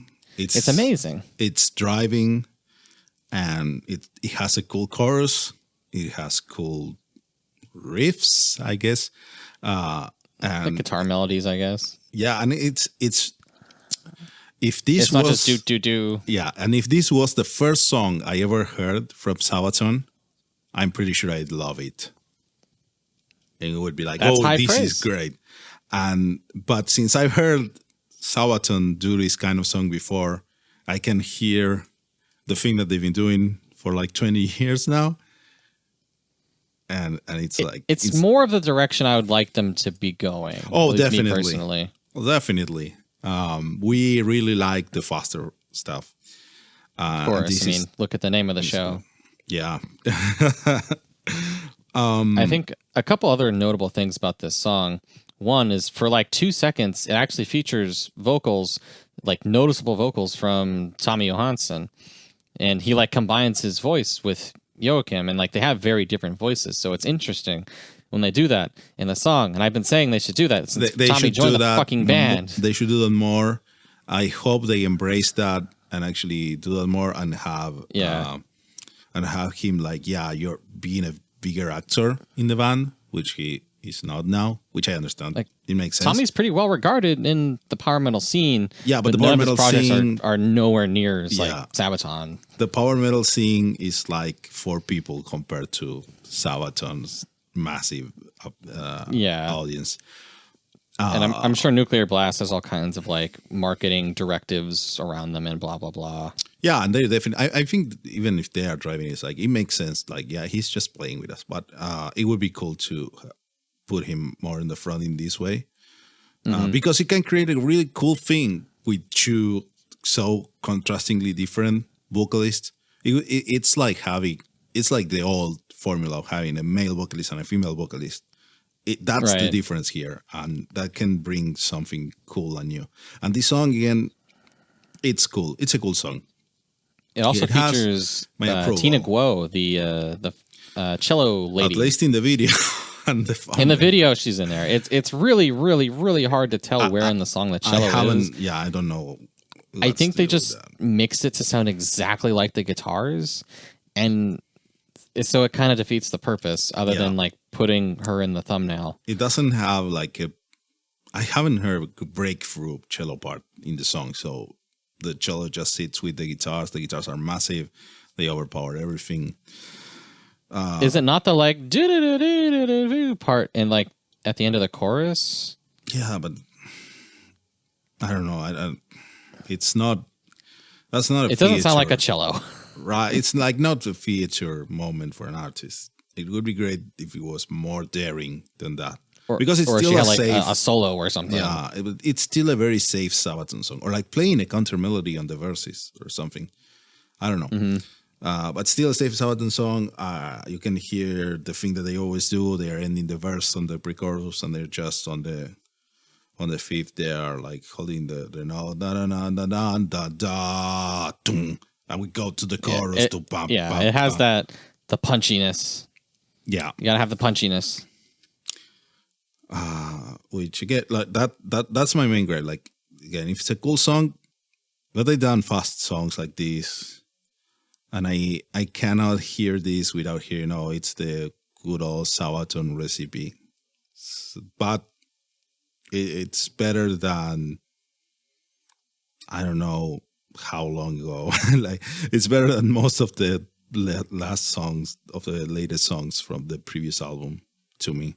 Yeah, same. So I'll be looking at whatever their new songs are like on the upcoming. Oh god, I can't believe this is actually the name of the album, but they're making The War to End All Wars, not to be confused with the song The End of the War to End All Wars on the album The Great War. This is The War to End All Wars, which is so close to our fake title of The War of the Wars. Yeah, we were close. My God. We were so close. I guess they just had so much more to do with World War I that they had to make an even more confusing album name. Mm-hmm. So, yay. That'll be coming out at some point, and it'll feature songs that go do on them. All they do. And they also just announced on YouTube that they are going to do more things with Yarn Hub, which is like they've done some 3D visualizations for like little story videos on the Sabaton YouTube channel, and now animated history. Yeah, the animated history. Now we have full 3D CG avatars for Sabaton. VTubers. So I guess Sabaton VTubers. If Sabaton become VTubers, this is. I am amazed. The future is now, old man. What a time to be alive. Honestly, it's like, yeah, I'm great I'm happy to be living to see this reality. Right? If it gets more people into power metal, then so be it. Yeah. Let's do it. If people enjoy it, I'm sure a lot of people will like this, especially younger people. It's pretty poggers, as they say. As they say, oh man, you just made us sound so old just by saying that. You should never try to talk like young people. That makes you sound old. I know, but it's funny. It is funny. Oh man. Hey, Fernando, can I be your little pog champ? Shit. Oh god. Yeah, quick, talk about metal. That's sad and stuff. Yeah. So let's switch gears completely. Now let's talk about a big album that we have been expecting for a long time. Mm-hmm. I mean, it feels like a long time. I don't know if it was that long of a time since the announcement, but Seven Spires. There was a lot of promotion. Yeah, Seven Spires has finally released their third album, Gods of Debauchery, which I hope I pronounced correctly. Gods of Debauchery. Debauchery. That's a fancy word if I've ever seen one. Yeah, it's a fancy way of doing not fancy things, if you know what I mean. Yeah, definitely. So this is a big album. Yeah, I think if there was one word to describe this album, I'd say ambitious. Yeah, like an hour and a half. I don't even remember now. Hour 17. It's 16 songs. Yeah. What a big boy of an album. So we have listened to the singles. So I don't remember in which order they came out, but I remember we had... I think it was Cursed Muse. Then Lady Lightbringer. And this God. So we got This God Is Dead first. So it was that like was this. second. Cursed Muse was first. Yeah. So Cursed Muse was a cool song. It sounded like Seven Spires. That was my impression. Okay, cool. Then we got This God Is Dead, and that song, which was like, how long is it? 16 minutes. 10 minutes. 10 minutes. It should be like half an hour. They really cut it short. And it's like Song of the Year. No question. I don't care what you think. I don't care what you like. But this is the Song of the Year. It's so good. It is an incredible song. It feels so strange to say that was cut short when this whole fucking album is so goddamn long. Yeah. Maybe too long. But then the best part is too short. Yeah. The pacing is wrong. Which I think is my main criticism so far of Seven Spires, or maybe my only criticism to the things that they've done, is the pacing in the album. So all the albums are concept albums, and they are following like story or whatever. It's not a straight narrative. It's more like the feelings and the characters. Yeah, I have a lot of thoughts on the story. I'll get to that. Yeah, we'll get to that in a minute. But the pacing for listening to the full albums is not there yet. It in the first album, I think it's like really hard to listen to the album in full. I think the second album works decently well on its own as like a full album. The second album, it still, to me, it was hard to listen in full, and I stopped doing that pretty quickly because it has some great, amazing songs, great moments, which we probably talked about before. Mm-hmm. But listening to it in full is like, okay, and suddenly hits like this stopping point with really low energy and then goes back in a really weird way. So it's like gas and brakes in a weird way. And this album is better, but still not quite there yet. And this is the main thing, like This God Is Dead feels cut short. Each of the ideas is like a 5-part or 6-part song. And each of the ideas are really good. And they are performed really well. They have Roy Khan in it, just Daddy Khan delivering the perfect Daddy Khan, which is really great. And on the metal level, it's like really cool because Camelot, it's like their biggest influence are having him. He plays the part of the father of the main character, and it's really good. And then it's cut short because these ideas could be developed more. Or I would like to be listening to them for longer. Like when it's over, it's like, why already? This was such a great experience. And then we got Lady Lightbringer, which came with a video, which was definitely the most divisive track, I would say, on the album. The most divisive track. They wanted to go pop. It has K-pop influences, which they've been very explicit about. They've been explicit about the K-pop influences. I think the K-pop influences are mostly in the pre-chorus only and in the video. The pre-chorus is like the best part. It is.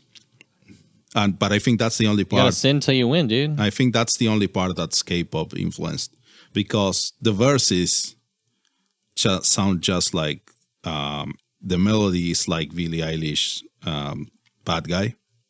It's almost the same melody. Pop-ish, just a different pop. I guess. It's a different kind of pop, but it's very different kind of pop. And the chorus is like Womanizer by Britney Spears. And I wish they mix it up, the chorus, beyond just saying Lightbringer over and over again. That's what kills even Womanizer adds things to the chorus. Yeah, and that's what kills the track for me, because they didn't go all in for the pop. They should have gone all the way. They should. It's not catchy enough, I guess. I don't know. It's not poppy enough because they clearly, it still sounds like Seven Spires, right? It's still the orchestra, the darkness, the gothness. Even when it goes pop, the pre-chorus is just great, like da na na da da da. Like there's harsh vocals underneath. There's harsh vocals. Yeah, there's harmonies. They have a guest singer. Sorry, I forgot her name. She was in the girl from Ruby. From Ruby, yeah. Casey Lee Williams. Casey Williams, yeah. Because Adrian sang on Ruby on one track also. Well, and the song is like, if they went full all-in pop for the chorus at least, it would have been much better. Just adding a counter melody. Right now, when I listen to it, I am reminded that Womanizer exists, and I go and listen to that song instead. By Britney Spears for the by Britney animation. Spears, yeah. And I think that's great that they are trying. You can see in the video, to me at least, watching the video, it feels like, we're going to come out of our comfort zone and do something different. You should keep doing it I don't think any of the Seven Spires people listens to the show, but if you are, you should go more into it. You should not dip your toes on the pop influence, like do a cannonball into it for one song. Because the synth moments are really cool. So, but you have to go more into it. You cannot just go and do just halfway through.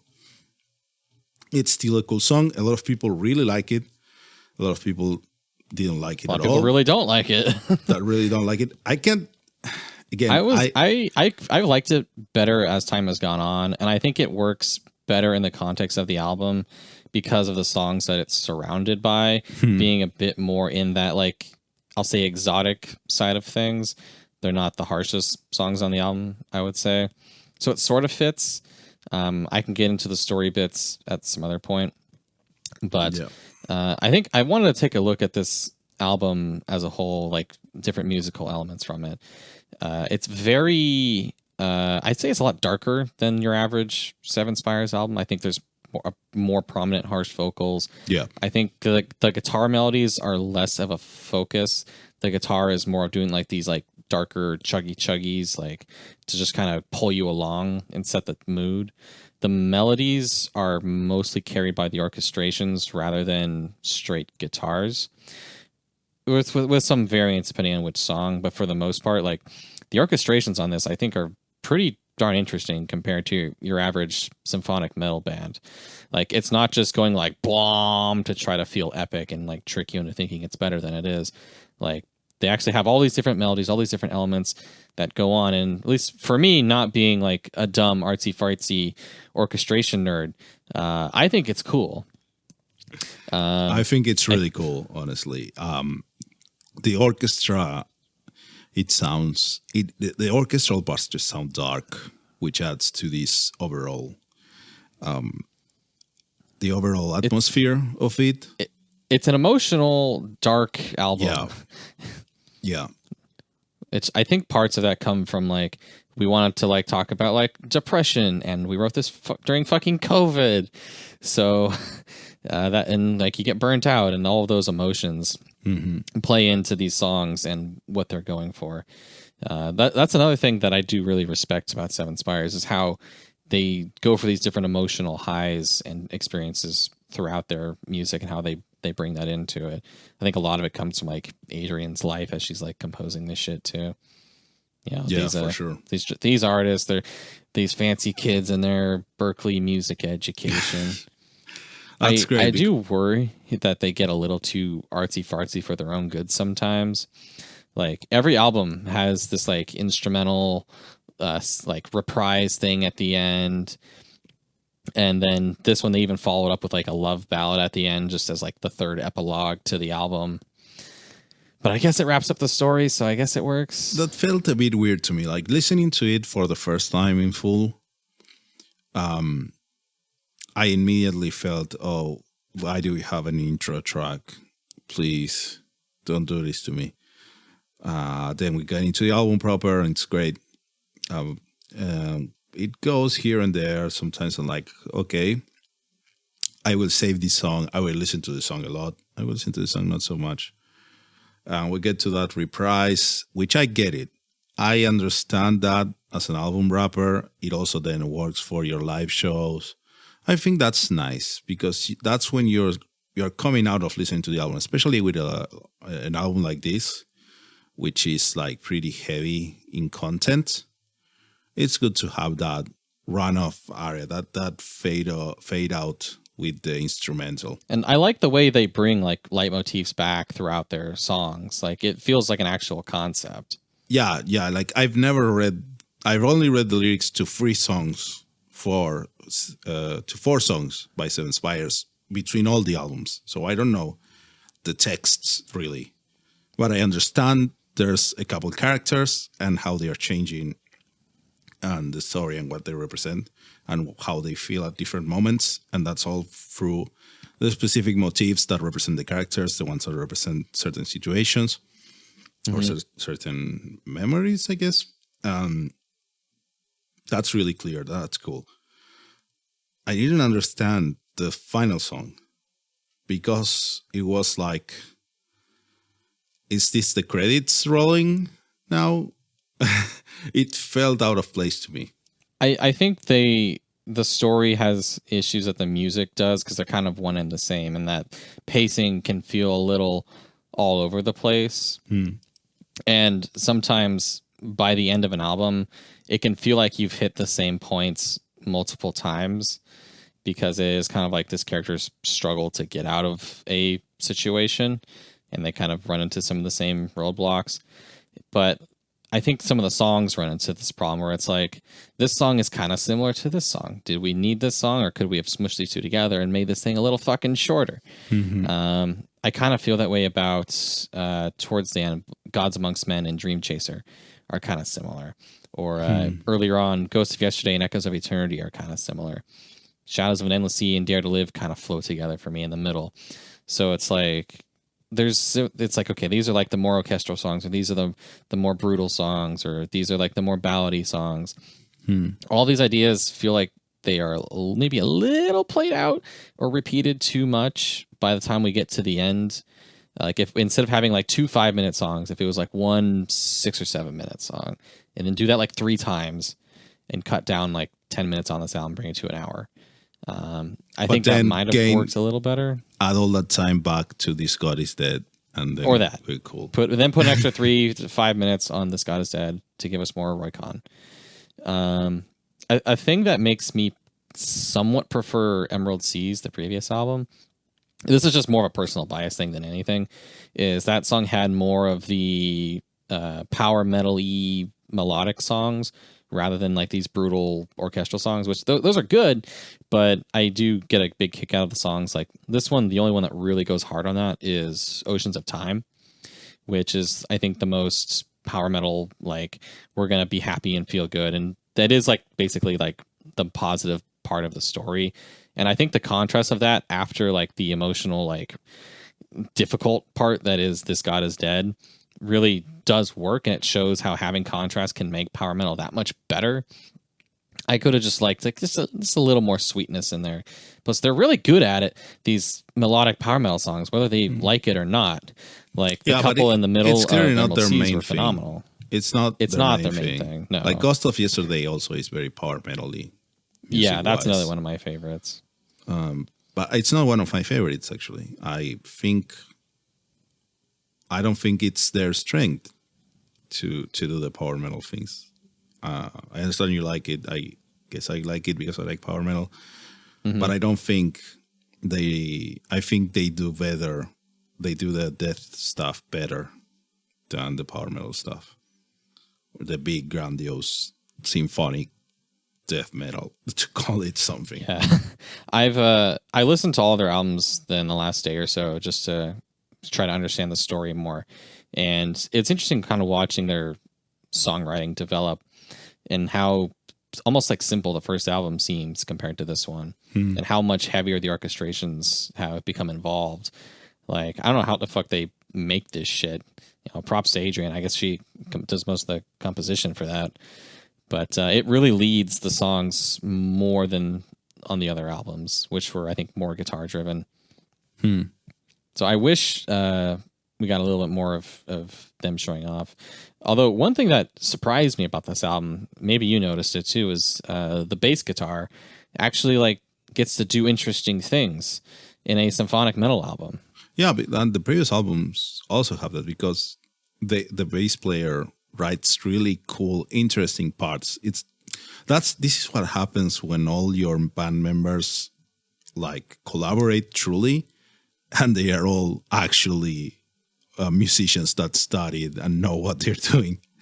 Not to this on everyone that does rock and metal, but like you can tell they studied their instruments and they know what they're doing.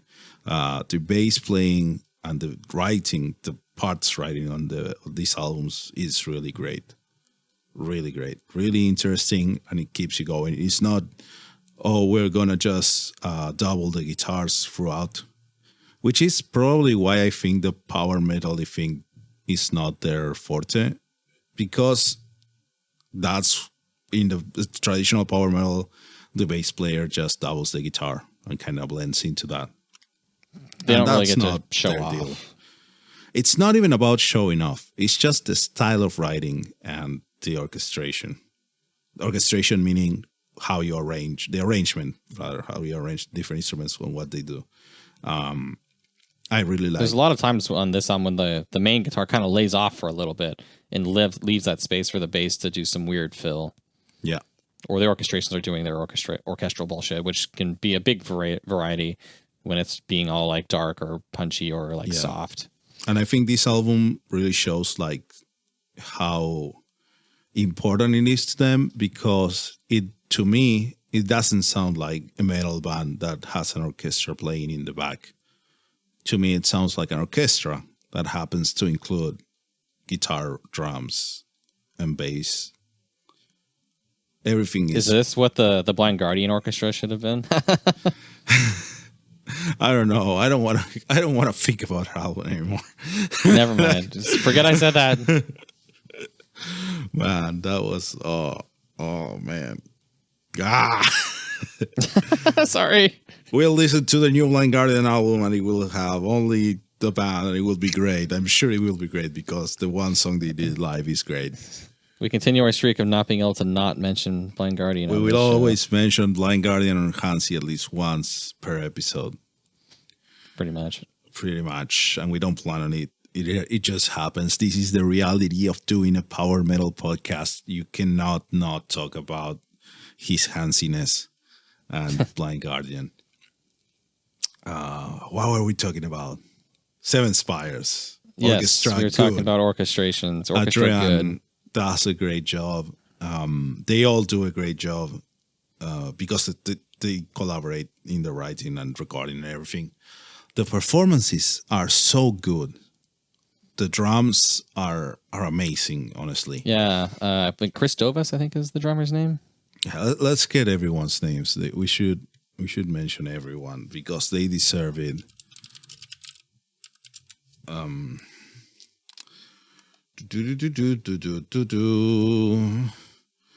Alrighty. So yeah, they've got Jack Costo on guitars, Adrian Cowan on vocals and orchestrations, Peter Reyna, I think I said that right, on bass, and Chris Dovis on drums. They're just, those are the members, and I believe they all met at the Berkeley School for Fancy Art folks that do music. And it really shows. I think they are more ambitious in their song style, for better or for worse. Yeah, and they are capable. I think as much as we are riffing on going like, yeah, the pacing is not as good as it could be, and it drags because they are all concept albums. You're supposed to listen to them in full, and it's like a bit not amazing. But the thing is, none of the songs are bad. Like if you listened out of order, like you're not going to say, "Oh, this is a bad song." You might not be as much your cup of tea, but they're all good. This is like another step after doing great songs, because we're not complaining about anything else. So you should think about that. We love. It might just make them hard. Else. They're not the most accessible band, perhaps. No, depending I think on they which song you are, listen because to. I think you can just listen to cool singles and you'll love it, because that's how I got into them. I listened to Succumb, and I love that song. It's amazing. Oh yeah, and I can tell it's part of a story, but I can hear it on. It's like listening to Let It Go over and over again. I just listened to Succumb, and then you can listen to what's the name of the swing song? Which song? The Cabaret of Dreams. Oh yeah, the Cabaret of Dreams. That was like the single from the first one. Yeah, or you can listen to even to the one of the ballads. The one that's the leak. The Unforgotten Name. I forgot the name of the song. I mean, this motif is throughout the album, but there's a song. I will bury you. I will bury you among the stars. That blah blah blah blah. They even bring that in the reprise for this album. Yeah, it's in all the albums, that motif, because it's one of the moments and characters. Throughout this album, they also have this like mantra of like the earth and skies lend me your strength and all of that. Yeah, which I think very is always just a Avatar-like. fun thing. Yeah. The story is not Avatar. If I can talk about the story at all, you can talk about the story. Let's go into the story, because did we get to that part? Oh boy, let me ask this, because I've been telling people this, and I want to make sure I'm not just making this up. But is it about pirates? Not so much pirates, but it is about a ship captain. Okay, it's close enough. It's close enough. I think pirates, like, it's like a pirate, like their aesthetic is like goth, pirate, vampires. Yeah. And, it works. It works. I like it. It works. Yeah. So, the way they do their concepts, at least the way it's presented, which I think is important, it's not your like Valley Doom or Glory Hammer. This is the plot where we go to get the thing and then kill the guy. It's more on the not quite advantageous side, but it's moving in that direction of it's more about the emotional landscape rather than the explicit plot. And while there is an actual plot, it's very difficult in my mind to get it just from the album, or at least all the like important details, because you never really know exactly who's speaking, and you never really have context for anything. It's not like they have like different singers for different characters at all times. Sometimes they do, like with Roy Khan, and it's easier to understand that song because of that. How about that? But I think you can get kind of like the emotional point of each song, even if you don't really understand the story, just by like reading it and looking at the lyrics. Like you said, you read the lyrics for This God Is Dead, and you can understand that, okay, the main character is in a tough place, and they reached out to the ghost of their father to give him a pick-me-up, and you get that. And that is basically that song's role in the story. Am I correct in what you thought about that? I actually get a lot more things from that song, but outside of the context of the story, I believe. Because I read the lyrics to that song just because I wanted to sing along to it.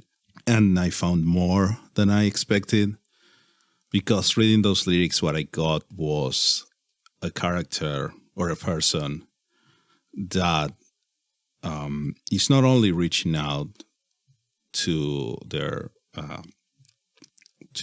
gone father and mother as well, like mentioning there, but going like, hey, I am feeling, I'm not feeling, I'm realized that I don't feel like myself, like all this time I've been something else, and I'm understanding it, and now I'm coming clean to you like, hey, I was not being myself all this time, and I don't know if you can forgive me for that or understand it at all. And then getting that that answer that yes, that's fine, and they still love them, but saying this knowing that it won't reach to the character, so it's kind of sad in that way. Like she won't hear that final yes, we love you anyways, even though you think you are not doing good, because you're trying to be yourself now after not being yourself for a long time and just being, as they say, smoke and mirrors all the time. I think it speaks for some personal struggle that's really, really deep. Yeah, I think they do a good job powerful. Exploring those emotional personal struggles, even if the lore nerds like me are like, what does this mean?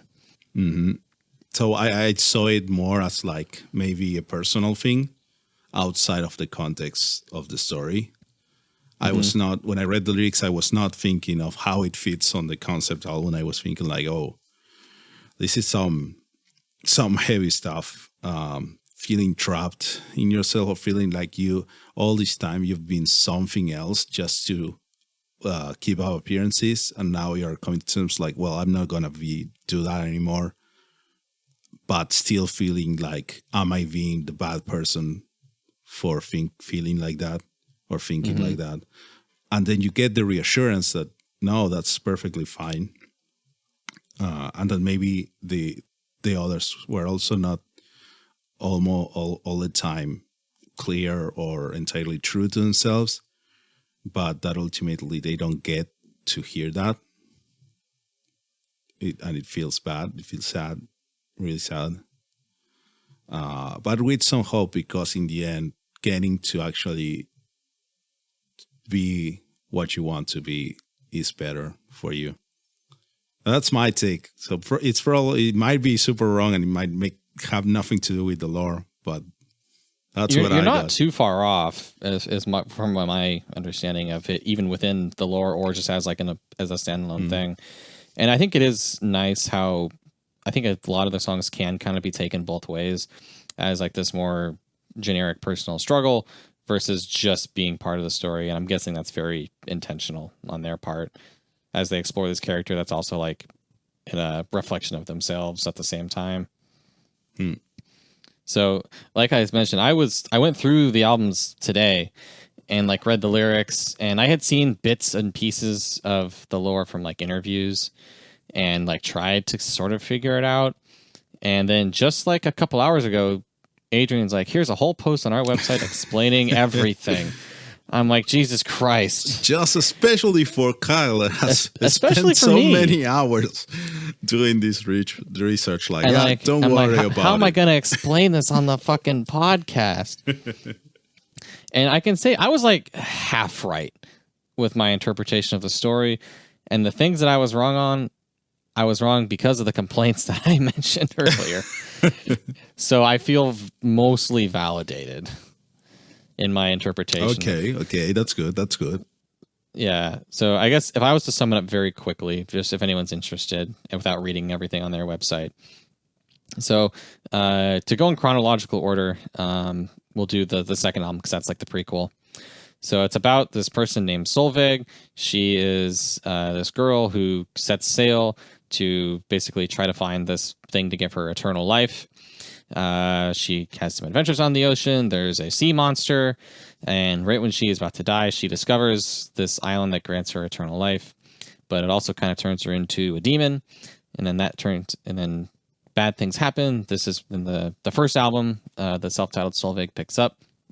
She's basically this like guide to lost souls in this like purgatory, which is what the Cabaret of Dreams is. And so she got eternal life, but she like gave up her love, who like doesn't recognize her anymore, and she's just kind of living this debaucherous life with these lost souls. Eventually they decide to basically burn it all down, which is basically the ending of the first album. And her, like, the soul of her lover is like set free or something. Now, that whole first album, I basically had the wrong interpretation of. It's really hard to pick up the story. Emerald Seas is easy enough because it's just like, goodbye, my love. I am searching for eternal life. Also, there is a monster. So that one is easy enough. So props to them on that.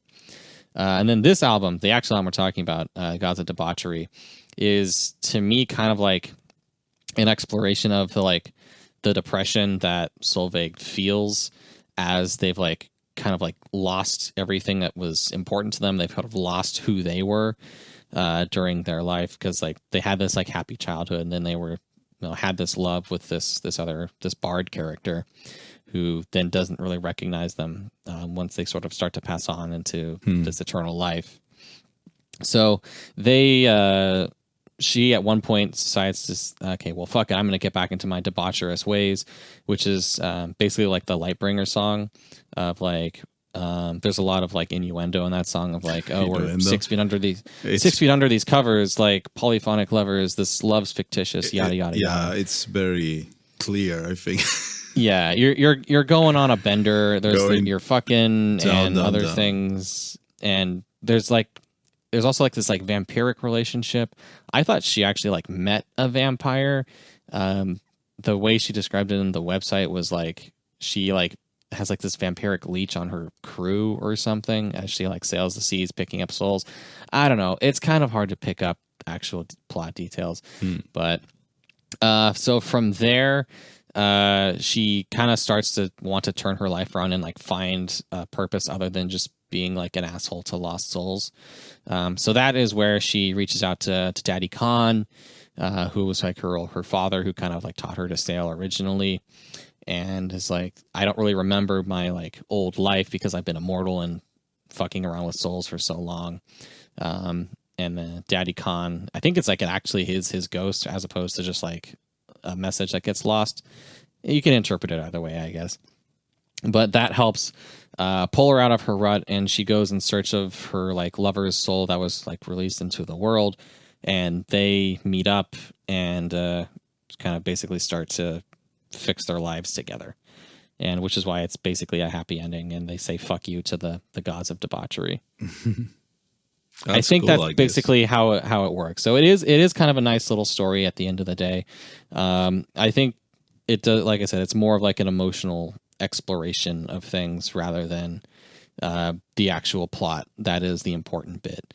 But I think it works well with the music, and you can probably find your own ways to connect to it. I will be interested to see kind of where they go from here, because it is kind of like a more or less finished trilogy at this point. But for the lore dumbasses like me, that's what these albums are. Adrienne explains it in detail on the website, and she says there's more to come. So have at it. Nice. Does that make sense? I just kind of rambled for a few minutes. I guess it makes sense. Yeah.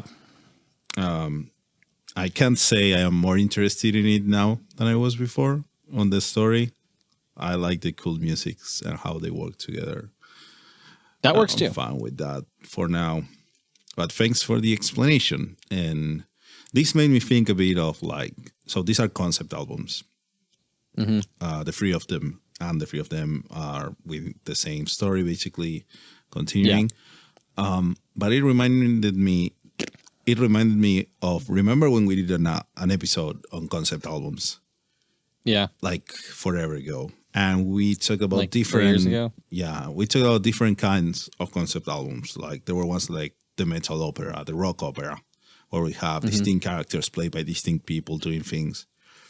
Then we have the thematic ones, which is like not probably a story, but just like, oh, these songs are all about the same thing. And then we have the narrative ones. But I guess we have this one that's not really strictly narrative, like you mentioned. Like, it's not Glory Hammer, it's not Rhapsody, where it's like character did thing, and then the other character did second thing, and then everyone lived happier after. But this is more, right. We're introducing these characters, we're introducing these situations, and we're showing or transmitting the feeling that the characters get from the situations, which is cool. It's like an intermediate there. It's like narrative, but not really. And I like listening to this, honestly. I'm not sure if... I hope that if they keep doing this kind of album, they get better at the pacing of the music. I won't speak about the pacing of the text or the lyrics, but at least musically, I think they still have room to improve there, and then I will really, really enjoy listening to the full albums. But it's a cool kind of concept album. Yeah, I think all of the elements are there. They can almost be too ambitious for their own good sometimes, but I think they've been really refining their songwriting, at least throughout the albums, and I'll be very interested to see how they continue to develop, because it's only been a few years, and they're young, they're hungry, right? They'll keep doing stuff. Yeah. And one thing I want to mention about the band, also Spires, that I really like, mainly about Adrian, is that if you follow her Instagram and her on Twitch, she practices a lot live, or recording things and posting them to Instagram, or actually doing things on streams on Twitch. Just a couple of days before we recorded this, she was doing a practice run of the Ghost of Debauchery songs for live shows, which she hasn't played a live show in forever, so she needs to get back to that. And it was really good. And it's really good to listen to a good vocalist practicing, because maybe you have never heard this. Maybe you listen to studio albums all the time, especially in metal. When you listen to a studio album, you're listening. It's like looking at a published photograph. It's the most perfect example we could get of this performance, and we made it so that all the parts work in the best way possible. That's not reality. And if a band actually plays live, that's reality. And just hearing her sing normally, practicing, like actually practice, like that's what you're seeing is the moment she started practicing, not that she practiced to do the live stream. And she's really good. And it's really cool to listen to all these things. It's really nice to follow her and just go, oh, she's singing this song. Oh, that's really cool. Which is something that I would hope more artists did. Because a lot of people are really good like this, and they could share less finished stuff. Like, you don't have to be the perfect version of yourself all the time for the gram. You can just not the Instagram perfect. Yeah, like everything's touched up. Not just focus on releasing the 10 out of 10 perfect album every 3 or 4 years. Also do the little things. The little things carry people a long way. Doing a little live show, a little live stream, just singing with your guitar. Like Sosos does this too. Apart from releasing YouTube videos and covers, he maybe sings a little excerpt of a song on Instagram. And those little things are really cool. They're really cool to listen to see. And it helps, at least for me, and I'm sure for a lot of people, it makes your day a little better to hear a good artist doing some little cool thing, even if it's not the fantastical, magical, perfect album. So do follow Seven Spires and Adrian. They have a Patreon too. They give lessons. I think is orchestration lessons and singing lessons. Follow their Twitch. Follow them on Instagram, and they have a bunch of live streams that they did. I think we mentioned before where they did some explanations on the songs, and one day being, it's really cool. Do check them out, and of course, listen to the albums. By the merch, of course, I guess. Yeah. Yeah, they have nice merch. I like. I got the Great Divide shirt. The Great Divide is the name of the ship that she Yeah, was on, by the way. That's probably the first thing that jumped up to me opening the lore page. Like, the boat is Christen, the Great Divide. Like, oh, that's the name of the boat. Okay. Yep. That's cool. I don't think the word. Oh no, the Great Divide does get mentioned like once in all the albums. I think in Lightbringer. But anyway, this is a big chunker of an album. This is a big chunker of a review and an episode. Like you said, great stuff. Maybe a little long, just like this episode. But, you know, you're patient. What else are you doing? It's 2021. Yeah, exactly.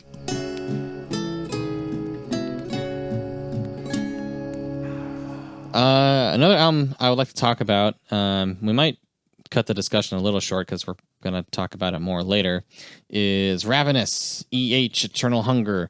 They have released or are releasing their new album Hubris. That's out on October 22nd, which is probably after this episode comes out, hopefully. Yeah. We've both listened to it. I crowdfunded the shit out of it, so I guess full disclosure there.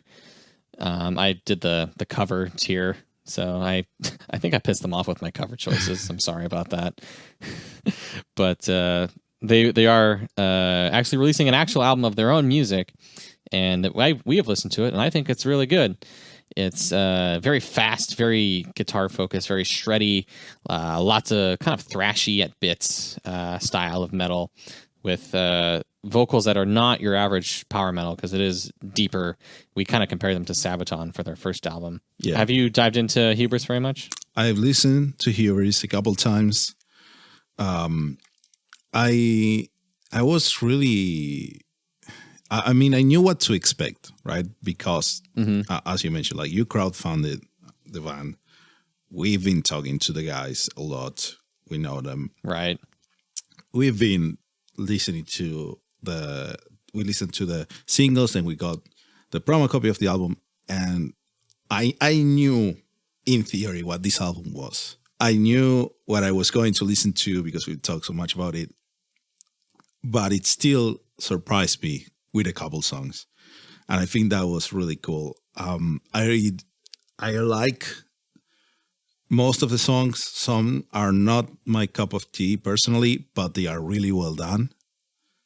And I can say that listening to the whole album is a very nice experience. It flows very well.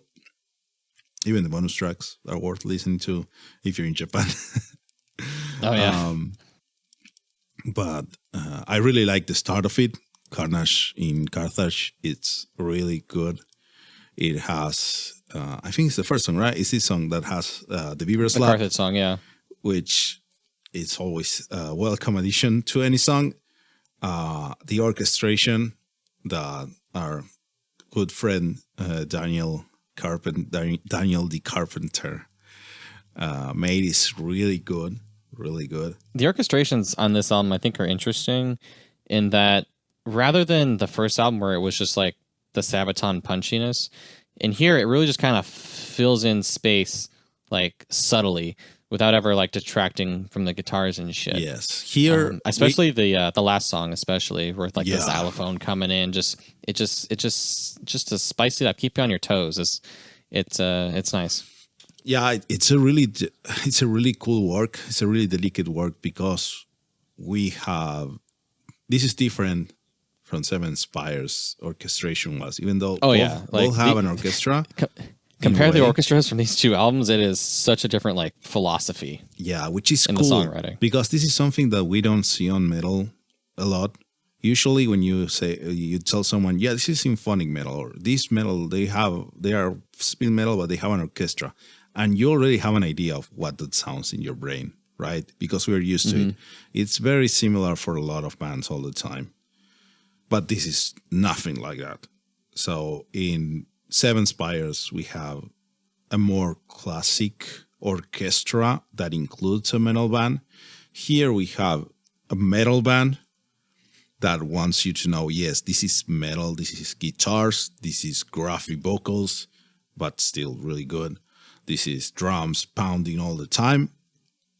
And then there's this dude that just threw a bunch of instruments in the middle, filling all the gaps and make it larger and fun.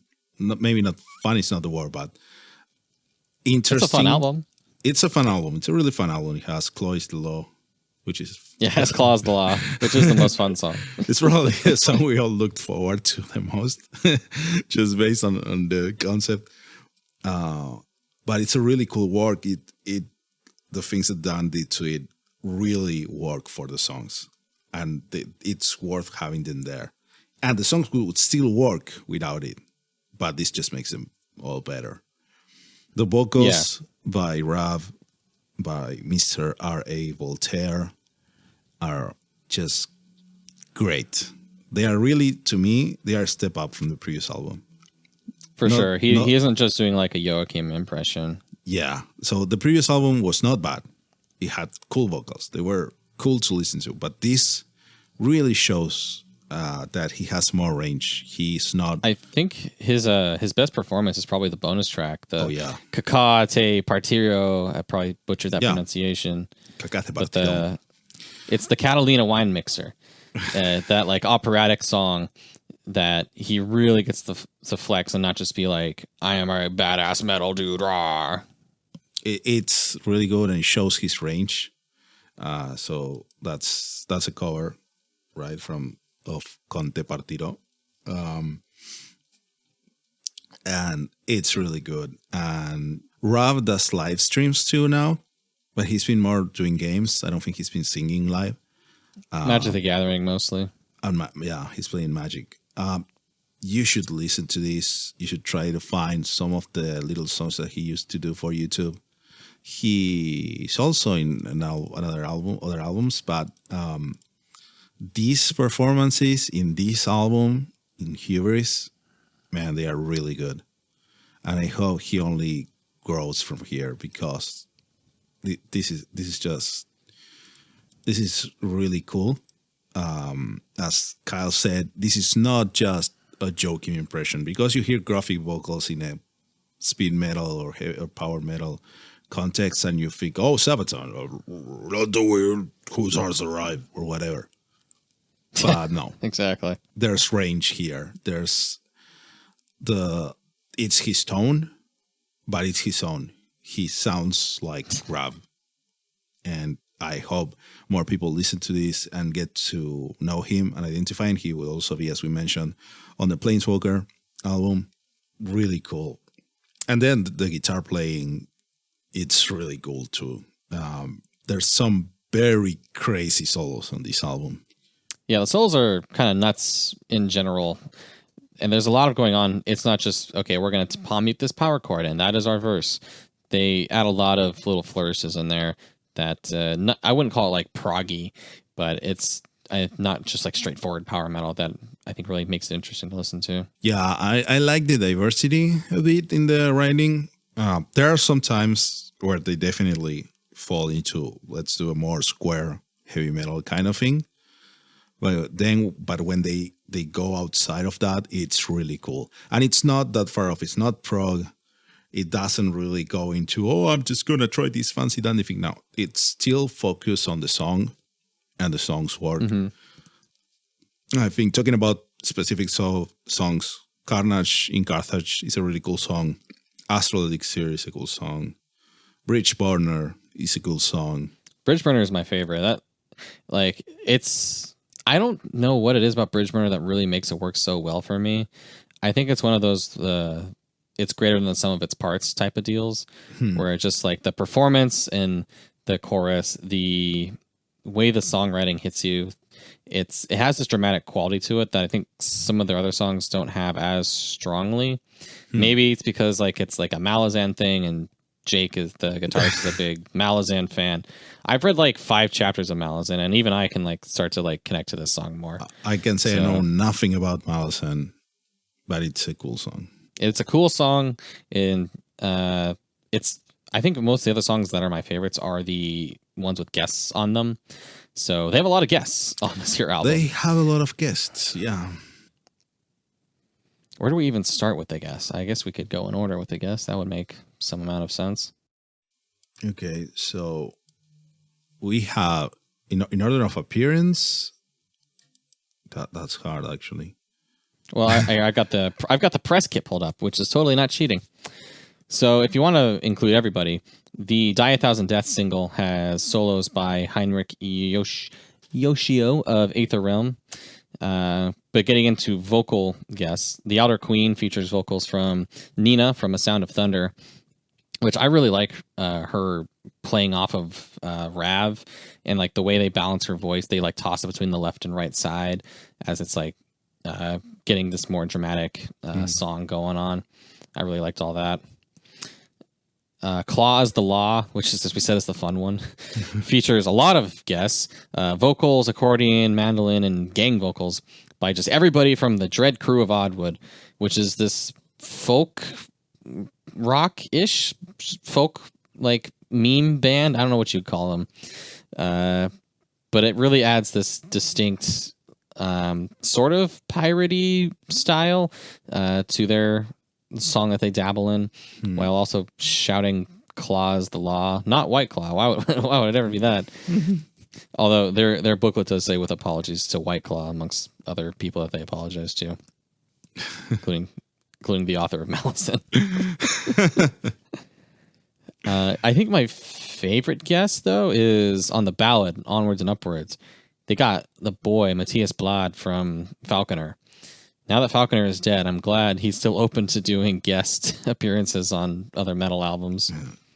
I'm gonna get everyone to hate me, but I don't like it. I think his recording sounds weird, so I wonder if he had some like issue. I don't like his performance in this song. I just like his voice though, in general. I'm just happy to have more of him. Yeah, I know this is important to a lot of people. I know a lot of Falconer fans that were like, okay, the band ended. It's a bit sad, but at least they are ending in their own terms. It's not like they went into some weird drama or they just faded out. They just say, okay, this is going to be the last one. And people that's like it, we're done. The last one. I can't say I like the performance that Vlad did on this song. How dare you? Yeah, I know. Falconer died for this. It's bad. I know everyone's gonna give me shit for this, for saying this. I'm sorry, but that's the truth. I'm not gonna lie. I'm not gonna sugarcoat anything. It really distracted me of the song. Yeah, I admit something does feel off about his appearance, and I don't know what it is exactly. Maybe we'll ask them. Fuck it. Does that mean? I don't know. Like, I know it was a big deal for the guys to have him because it's a hero of them. That's for sure. Great. That's cool. Awesome that you got it. I think listening to the song that his performance really doesn't work. But well, I think that's the only thing that I can say I didn't like about the album. I like most of everything else. I'm not a fan of, oh man, what was the song? There's one song that's a bit kind of too squarey heavy metal, but I like the one most that at least is my least favorite is March of Hunger. I think it just kind of has the least going on for it. I think so, or Son of Storms, which I get a kick out of Son of Storms just because it's ripping off the Song of Storms from Zelda, which I think is kind of fun. But maybe that's one you didn't like as much. Maybe, I don't know. But overall, I like listening to the album. I listen to it in full like 5 or 6 times. I listen to it a lot.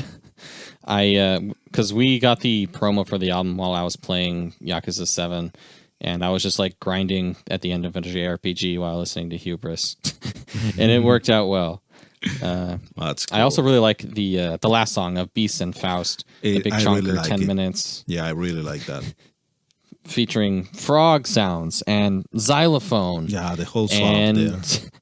And Vincent Jake Jones of Aether Realm on rough vocals, or harsh vocals, I guess.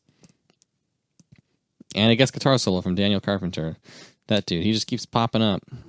He should keep popping up. He does good stuff.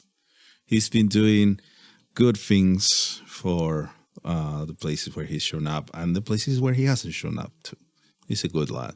Indeed. You should go check out the episode where we had him on and we talked about Nightwish and cults. It's a cool, fun one. How do cults come up with multiple interviews of ours? I don't know. Weird, right? It's weird, but a couple of those. Yeah, there's a cult here and there. Okay, sure. It was cult season back then.